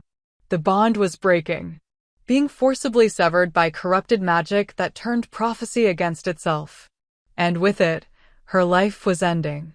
She could feel it draining away, her strength, her power, her very essence flowing out through the connection and being consumed by the dark ritual. In minutes, maybe seconds, she'd be dead. Just another failure, another guardian who couldn't fulfill her purpose. Another person Lucas would lose to betrayal and conspiracy. No. The word formed in her mind with absolute clarity. She refused. Refused to let these corrupted wolves destroy what she and Lucas had built. Refused to let prophecy be twisted into a weapon. Refused to die before she'd even had a chance to truly live as his guardian, his mate, his equal. And if her silver fire couldn't burn away the darkness from outside the corruption, she'd burn it from within. Merrin stopped fighting the pull. Instead, she dove into it, let herself flow toward the source of the dark magic through the connection it had created. She felt Lucas's shock through their fragmenting bond, felt him trying to pull her back, but she pushed forward. Into the heart of the corruption. Into the inverted grove's power. Into the darkness that was trying to kill her. And there, in the center of the rot, she found its core. Found the twisted magic that Nereus and Theron and whoever else was behind this had woven into reality itself. Found the poison that was killing the grove and breaking the bond. She also found something else. A presence vast, ancient, and utterly malevolent. This wasn't just Nereus's conspiracy or Theron's ambition. Someone, something from beyond the Eastern territories was pulling strings, had been pulling them for years, orchestrating everything to prevent the guardian bond from manifesting. Because the bond wasn't just about strengthening one king. It was about awakening something in the territories that had been sleeping since the Great War. A power that could protect all wolves against threats they'd forgotten to fear. Threats like the one she was feeling right now, ancient, hungry, and terrifyingly powerful. But Maren didn't have time to investigate further. The corruption was seconds from inverting the grove's magic permanently. If she was going to act, it had to be now. So she did the only thing she could think of. She let her silver fire explode outward from inside the corruption itself. Pain. Indescribable, reality-shattering pain as her power fought against magic that was trying to consume it. She was burning, dying, being torn apart at a fundamental level. But she held on, pushed harder, let the silver fire consume not just the corruption, but herself too if that's what it took. Through their bond, she felt Lucas's anguish. Felt him trying to reach her, trying to lend her strength even though it was killing them both. Trust me, she sent through their fragmenting connection. I know what I'm doing. She didn't. Not really. But she had faith in herself, in the prophecy, in the bond that connected her to the man who'd become her entire world in the space of a few impossible days. The silver fire grew brighter, hotter, more intense than she'd ever managed before. It started consuming the corruption from the inside out, burning through the dark magic like sunlight through fog. The mages screamed, their ritual breaking apart. Theron snarled something in a language she didn't recognize, trying to reinforce the working. But it was too late. The corruption shattered. The grove's power snapped back into its natural state with a force that sent everyone flying. Maren felt herself hurled backward, felt her body hit something hard, a tree, stone. She couldn't tell, and then everything went white with pain. When her vision cleared, she was lying on the ground with Lucas's human form hovering over her, his hands on her face, his voice desperate and raw. Stay with me, Maren, gods, please stay with me. You're not breathing, you need to breathe. She dragged in air, and it felt like inhaling broken glass. Everything hurt. Her entire body felt like one massive burn, like she'd been turned inside out and set on fire. But she was alive. They both were. And around them, the first grove was changing. The stones were no longer bleeding darkness. Instead, they glowed with silver light, her silver light, the fire that had saved them now infused into the ancient magic itself. The oak tree wasn't withering anymore. Its branches were covered in new growth, leaves that shimmered with that same silver glow. The bond between her and Lucas wasn't just restored. It was stronger, deeper, absolutely unbreakable now that it had been tested and reformed through silver fire. She'd changed the prophecy, made it hers instead of letting it define her. The mages, she croaked. Theron. Gone. Teleported away the moment the ritual broke. Lucas's voice was shaking. They left you to die. Left us both to die in the backlash. But we didn't. But we didn't. His laugh was slightly hysterical. You dove into corrupted magic that should have killed you instantly, burned it from the inside out, and somehow survived. Do you have any idea how insane that was? Had to be done. I know. I felt what you felt, that presence, that thing behind the conspiracy. His expression turned grim. This is bigger than the Eastern Alliance. Bigger than Nereus or Theron or any of the conspirators we captured. Something old and evil is moving against us, and it's terrified enough of what we represent to try destroying the grove itself. Maren struggled to sit up, and Lucas helped her, supporting her weight. Then we fight it. Whatever it is, however powerful, we fight it together. Together, he agreed. But as she looked around at the transformed grove, at the silver light now woven into ancient magic, she couldn't shake the feeling that they'd won this battle only to open the door to something much, much worse. The prophecy had manifested fully now. The guardian bond was complete and reinforced with her own power, which meant whatever had been trying to prevent this was about to escalate. The Eastern Alliance arrived 5 days later. 5 days that Meryn spent recovering from burning herself nearly to death saving the grove. 5 days that Lucas spent fortifying their borders and gathering every loyal pack within riding distance. 5 days that both of them spent trying to understand what the presence in the corrupted magic had been, the ancient, malevolent thing that had orchestrated this entire conspiracy. They had no answers. Only questions and the certainty that whatever was coming would be worse than anything they'd faced so far. The scouts reported the Eastern Army at dawn, 3,000 wolves, maybe more, moving with military precision toward the northern border. At their head rode Lord Draven Ashcroft, one of the most powerful alphas in the Eastern Territories, known for his brutality and his ambition. And beside him, wrapped in dark robes that seemed to drink in light, was Lady Nereus. She'd aligned herself completely with the enemy now. No more pretense of loyalty, no more political games. Just open warfare against the crown she'd sworn to serve. They're not just trying to conquer, Lucas said, studying the scout reports spread across his war table. They're trying to break us. Specifically, the bond, the prophecy, everything we represent. Meryn traced the enemy's route on the map. They're heading straight for the capital.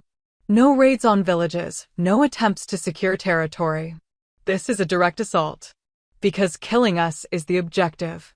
His expression was grim. That presence you felt in the grove, whatever it is, it's convinced the Eastern Alliance that we're a threat worth mobilizing an entire army to eliminate. Then we give them exactly what they're afraid of. He looked at her sharply. What do you mean? They expect us to defend from behind walls, use traditional military tactics, fight them the way kings and armies have always fought. She met his eyes, and he could see the silver fire flickering in hers, not just magic anymore, but determination and fury made manifest. But I'm not a traditional guardian. You're not a traditional king. And this bond between us gives us capabilities they can't predict because nothing like it has existed for centuries. Understanding dawned in his expression. You want to take the fight to them. I want to show them exactly what prophecy magic can do when it's wielded by people who refuse to be victims. She placed her hand over his on the map. We've been reacting this entire time to accusations, to attacks, to conspiracies. It's time we acted. Time we became what they're afraid we'll become. The histories say guardian-bonded pairs could turn the tide of entire wars. His voice was thoughtful now, strategic. That they fought as one being, each amplifying the other's power exponentially. Then let's test that theory. They spent the next hours planning, not a defensive siege but an offensive strike that would hit the Eastern Army before they reached the capital. It was risky, potentially suicidal, but it was also unexpected. And in war, surprise was often worth more than superior numbers. By nightfall, they were ready. Lucas addressed his assembled warriors in the Great Hall, 200 of his best fighters, alphas and betas from packs across the Northern Territories, all willing to follow their king into a battle that would determine the future of their world. The Eastern Alliance thinks we'll cower behind walls, he said, his voice carrying to every corner of the hall. They think we'll wait for them to surround us, starve us out, break our defenses through attrition. They're wrong. He paused, letting the words settle. Tonight, we ride out to meet them. We'll hit their camp before dawn, when they're unprepared, when they think they're safe. We'll show them that the Northern Territories don't wait to be conquered, we fight. We survive. And we protect what's ours with everything we have. Cheers erupted, but Lucas raised a hand for silence. Some of you will die tonight. That's the reality of war, and I won't lie to you about the odds. But know this, every one of you who stands with me, who fights beside your guardian and king, is part of something greater than any single battle. You're part of the reason prophecies manifest. The reason ancient magic chooses champions. The reason darkness doesn't win. He looked at Meryn, and she felt the bond between them pulse with shared determination. Tonight, we show the Eastern Alliance what it means to face a united North. Tonight, We become the legend they'll tell for generations. Tonight, his voice rose to something powerful and commanding. We win. The roar that answered him shook the rafters. They moved through the darkness like ghosts.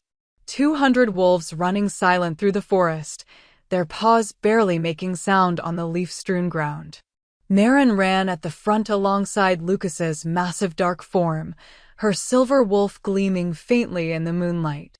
Through their bond, she could feel his focus, his battle calm, the absolute confidence of an alpha who'd led warriors into impossible situations and brought them home alive. She'd fought beside him before, but never like this. Never with the full depth of their connection open and flowing, never with the certainty that they were stronger together than they could ever be apart. The eastern camp came into view an hour before dawn. Rows of tents, posted sentries, the organized efficiency of a professional military force. They were confident, settled, convinced they had time to rest before the final push toward the capital. They were about to learn how wrong they were. Lucas's howl split the night, not just sound but command, alpha dominance that made every wolf for miles feel the weight of his authority. And in the same breath, Maren let her silver fire blaze to life, her entire form erupting with flames that cast light across the camp like a second sun rising. The Eastern army woke to chaos. The northern wolves hit them in a coordinated strike that spoke of years fighting together, trusting each other, moving as a single unified force. They tore through the outer defenses before the eastern warriors could properly organize, before commanders could shout orders, before anyone could mount an effective counter. And at the center of it all, Lucas and Maren fought like forces of nature. He was brutal efficiency, claws and teeth, and raw alpha power that dominated everything in his path. Wolf submitted or died, no middle ground, no mercy for those who'd come to destroy his territory and his people. She was silver fire and fury, burning through dark magic when it rose to meet them, her flames protecting their warriors from corruption, her power amplifying Lucas's dominance until every wolf in the Eastern army could feel the weight of what they'd chosen to face. Together, they were unstoppable. The bond between them allowed perfect coordination. She knew where he would strike before he moved, could support his attacks with her magic, could protect his vulnerable moments while he protected hers. He could feel when her power was flagging, could lend her strength through their connection, could position himself to defend her when she needed to channel larger workings. They'd become what the prophecy had promised, one being in two bodies, guardian and king, silver and shadow, fire and fury. The Eastern army broke. Not immediately, not all at once, but gradually as warriors realized they weren't just facing a larger force, they were facing something beyond normal pack warfare. The northern wolves weren't just fighters, they were believers, defenders of something sacred, willing to die for their bonded king and guardian. And that belief made them terrifying. Lord Draven himself shifted to human form, his voice booming across the battlefield. Reform. Hold the line. They're just two wolves and some pack fighters. Maren's silver fire lanced across the space between them, and Draven barely managed to raise a shield of dark magic in time. The impact sent him staggering backward, his confident expression cracking into something closer to fear. Just two wolves. Maren's voice carried, cold and sharp. We're the reason your conspiracy failed. The reason your ritual shattered. The reason prophecy magic chose to manifest despite everything you did to prevent it. She advanced, her flames growing brighter with each step, and the Eastern warriors between her and Draven scattered rather than face her directly. We're the thing you were terrified would happen, she continued. And you were right to be afraid. Draven snarled something to the robed figure beside him, Nearest, who'd been hanging back, channeling dark magic into protective wards around the command tent. The former council member's face was twisted with rage and desperation. Kill her, Nearest shrieked. All of you, kill the guardian. She's the linchpin. Without her, the prophecy fails, the bond breaks, everything falls apart. A dozen wolves charged Maren simultaneously, and she felt a spike of concern through her bond with Lucas. But she didn't need his help for this. She let the silver fire explode outward in a wave that consumed everything in its path.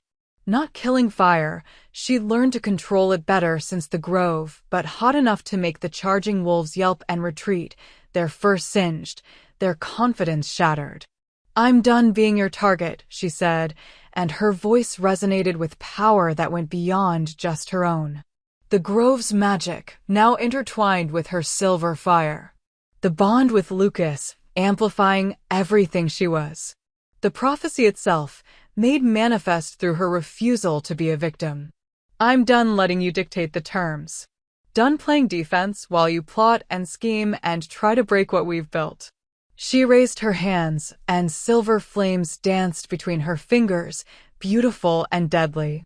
"You wanted to see what a fully awakened guardian could do?" She smiled, and it was fierce and feral. "Let me show you." The fire spread, not consuming the eastern warriors, but forming a barrier, a wall of silver flame that separated their army from the northern territories beyond. They could flee back toward their own lands, but they couldn't advance. Couldn't reach the capital or threaten Lucas's people. And at the center of that wall, Maren stood like judgment incarnate. "You have one chance," she called out, her voice carrying to every wolf on the battlefield. "Surrender now, swear oaths to leave the northern territories in peace, and you live. Continue this war, continue trying to break the prophecy, and I will burn every last one of you to ash." She meant it. They could feel the truth in her words, could sense through their own instincts that she had both the power and the will to follow through. Lord Draven looked around at his army, the 3,000 wolves who'd ridden with him, who'd believed they could conquer the north, who were now trapped between a wall of silver fire and a force of northern warriors who fought with the fury of those defending their home. His shoulders sagged. "I surrender." The words were bitter, humiliating, but they were surrender nonetheless. And once he spoke them, other voices joined in, eastern warriors laying down their arms, alphas swearing oaths, the massive army that had threatened to destroy everything Lucas and Maren had built simply giving up. Because they'd seen what was possible when prophecy magic and true bonds combined.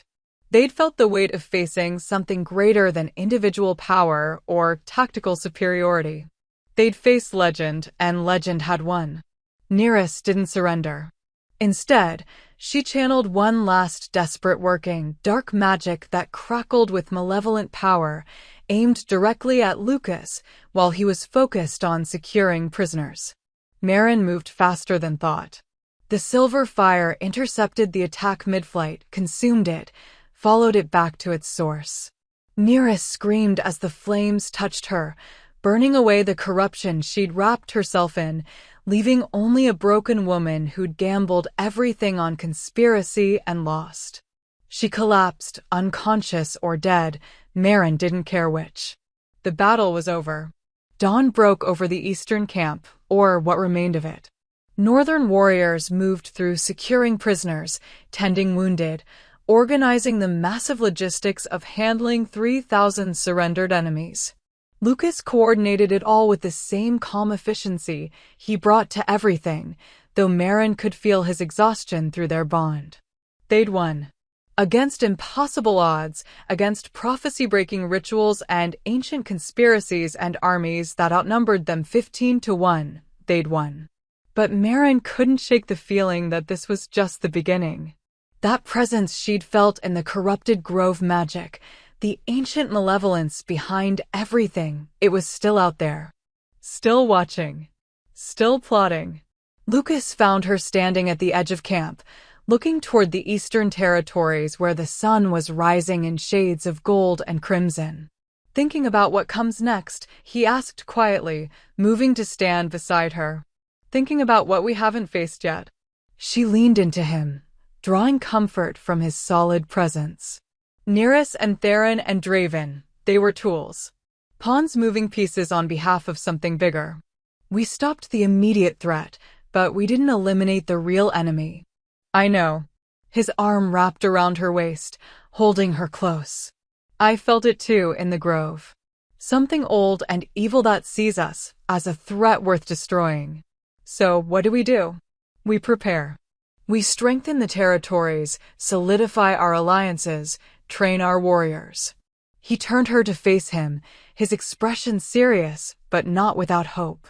And we trust that the prophecy brought us together for a reason. That whatever we're meant to face, we can face it as long as we're together. Together, she agreed. He kissed her then, soft and lingering, a promise more than passion. Around them, the northern warriors pretended not to notice their king claiming his guardian in full view of both armies. Let them see.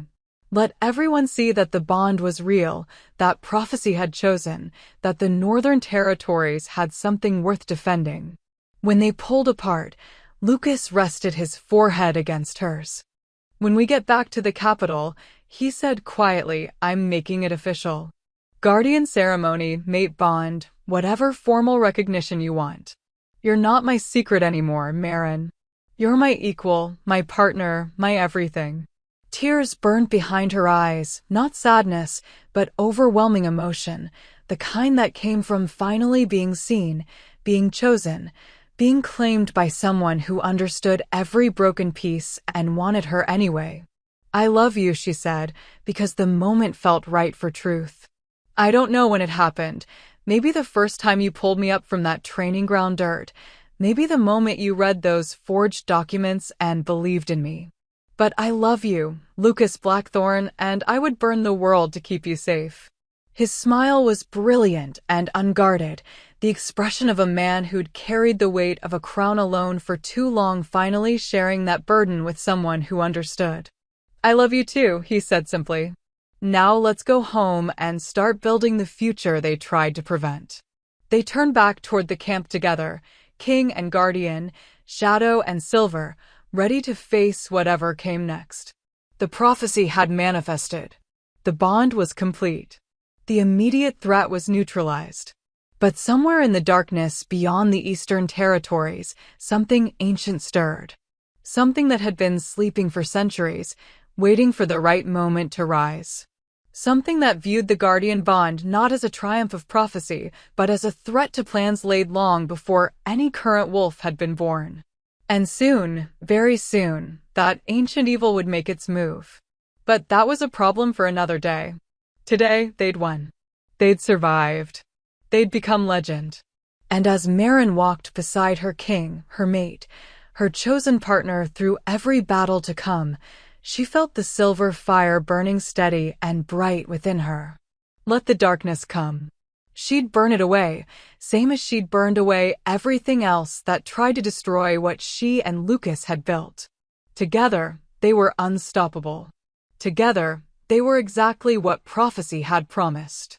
Together, they would face whatever came next and emerge victorious. Because that's what Guardians did. That's what legends were made of. The coronation of the Guardian happened 3 weeks later. The entire capital turned out for it. Wolves from every territory, common pack members and highborn alphas alike, all gathered to witness something that hadn't occurred in living memory. The formal recognition of a Guardian bond, the elevation of a common-born warrior to stand as equal to the king himself. Some objected. Conservative lords who clung to old traditions, who believed power should flow through bloodlines rather than prophecy. They voiced their concerns loudly in council meetings, threatened to withdraw support, made political noise that might have swayed a weaker king. Lucas ignored them all. He stood in the first grove, now permanently transformed with silver light woven through its ancient magic, and placed the Guardian's crown on Marin's head with hands that were steady and sure. It wasn't a delicate thing, that crown. It was forged from the same iron thorns as his own, marked with symbols that glowed silver when she wore it, a physical representation of power claimed rather than inherited. The territories recognize you, he said, his voice carrying through the grove to the assembled witnesses. Not because of birth or bloodline, but because prophecy chose you. Because magic itself looked at all the wolves in this world and said, her. Because you stood against darkness and burned it away with fire that now protects us all. He took her hands, and the bond between them pulsed with shared emotion, love, and pride and determination to build something better than what came before. Maren Ashwood, he said formally, I name you guardian of the Northern Territories, my equal in authority and power, my mate before gods and witnesses, my partner in all things. Will you accept this charge? Will you stand beside me against every threat, every conspiracy, every force that would seek to divide what prophecy has united? Her answer was never in doubt. I will. The grove's magic responded, silver light exploding outward in a wave that touched every wolf present. They felt it, the bond solidifying, the prophecy fully manifesting, the ancient power recognizing its chosen champions. Some gasped. Some wept. All of them understood that they were witnessing history. The age of the Guardian had begun. But not everyone celebrated. In the depths of the Eastern Territories, in places where sunlight rarely penetrated and old magic twisted into darker forms, something stirred with displeasure. The ancient presence that had orchestrated the conspiracy, that had tried to break the prophecy before it could manifest, that had spent centuries working toward goals only it fully understood. It watched through eyes that weren't entirely eyes, through awareness that transcended normal perception. Watched the Guardian ceremony. Watched the bond solidify. Watched prophecy magic settle into patterns it had tried desperately to prevent. The vessel it currently occupied, a wolf whose will had been subsumed long ago, tilted its head thoughtfully. Interesting, it said with a voice like grinding stones. They've become stronger than anticipated. The bond is reinforced beyond what the old text suggested possible. Other presences stirred in the darkness around it. Lesser servants, corrupted wolves who'd traded their souls for power and lived to regret it, but were too far gone to turn back. Do we accelerate the timeline? One asked, its voice hollow and broken. No, the ancient presence considered. Let them have their moment of triumph. Let them believe prophecy has saved them, that their bond makes them untouchable. Let them grow comfortable in their power. And then we show them what prophecy really is. A smile that would have terrified anyone who could see it. A script written by those who came before. Words on a page that can be edited, revised, rewritten entirely if you have the right tools and enough patience. The Guardian is too powerful now. The silver fire, the bond, the grove's magic. All of which can be turned against them. Used as weapons rather than protection. The ancient presence shifted, settling deeper into its vessel. Every strength is also a weakness if you know how to exploit it. And I've had centuries to study prophecy magic, to understand its flaws, to prepare for exactly this eventuality. Silence fell, broken only by the sound of corrupted breathing, the wrestle of darkness against darkness. How long? Another servant finally asked. Months. Maybe a year. Time enough for the bond to deepen, for them to become dependent on its power, for the territories to build their hopes and dreams around their guardian king and his silver wolf. The presence's satisfaction was palpable. And then, when they least expect it, when they're strongest and most confident. We take it all away. We take it all away, the ancient evil agreed. And this time, there will be no prophecy to save them. No magic to burn through corruption. No bond to amplify their strength. Because we'll have corrupted it from within. Exactly. In the first grove, Maren laughed at something Lucas whispered, completely unaware of the danger coiling in the shadows. Unaware that their victory was not an ending but a beginning. Unaware that the real threat hadn't been Nereus or Theron or any visible conspiracy, it had been the thing pulling strings from darkness, the ancient evil that had set all of this in motion. The thing that was far from defeated. The thing that was only just beginning to show what it was truly capable of. But perhaps that's a story for another time. Perhaps you're wondering if they'll survive what comes next. If their bond will be strong enough to withstand corruption from within. If love and prophecy and silver fire are enough to face evil that's had centuries to perfect its craft. Perhaps you're wondering if you'd be strong enough in Marin's position. If you'd have the courage to face impossible odds, to burn yourself to ash if that's what it took to protect what mattered. If you'd stand beside your mate against darkness that was older than memory, stronger than any single wolf should have to face. Would you have chosen her? Or would you have been like the wolves who doubted, who clung to tradition instead of embracing change, who feared prophecy more than they trusted it? Would you have believed in the bond when evidence said she was a traitor? Would you have fought beside your guardian when armies came to break you? Would you have trusted in Silverfire when corruption seemed unstoppable? These are the questions that matter. Because Marin and Lucas's story isn't just about one king and one guardian. It's about what happens when you choose to believe in something greater than yourself. When you refuse to let darkness define your destiny. When you burn away everything that tries to break you and emerge stronger, brighter, more powerful than anyone thought possible. It's about becoming legend. And legends never truly end. They just pause, waiting for the next chapter to begin. If this story lit something inside you, if you felt the silver fire burning in your own chest, if you wanted to stand beside Marin as she claimed her power, if you believed in bonds that transcend duty and prophecy and every reasonable objection, then you belong here. Subscribe to Shayla's Romance Library. Because here, we tell tales that burn. Stories about wolves who refuse to be victims, about kings who choose love over tradition, about bonds that make the impossible not just possible but inevitable. We tell stories about guardians who rise from ashes and accusation to become exactly what prophecy promised and more. We tell stories about you, about the fire you carry, the strength you possess, the legend you could become if you just stopped playing defense and started claiming your power. So hit that subscribe button. Join the pack. Become part of something greater than any single story. Because Marin and Lucas's tale is far from over.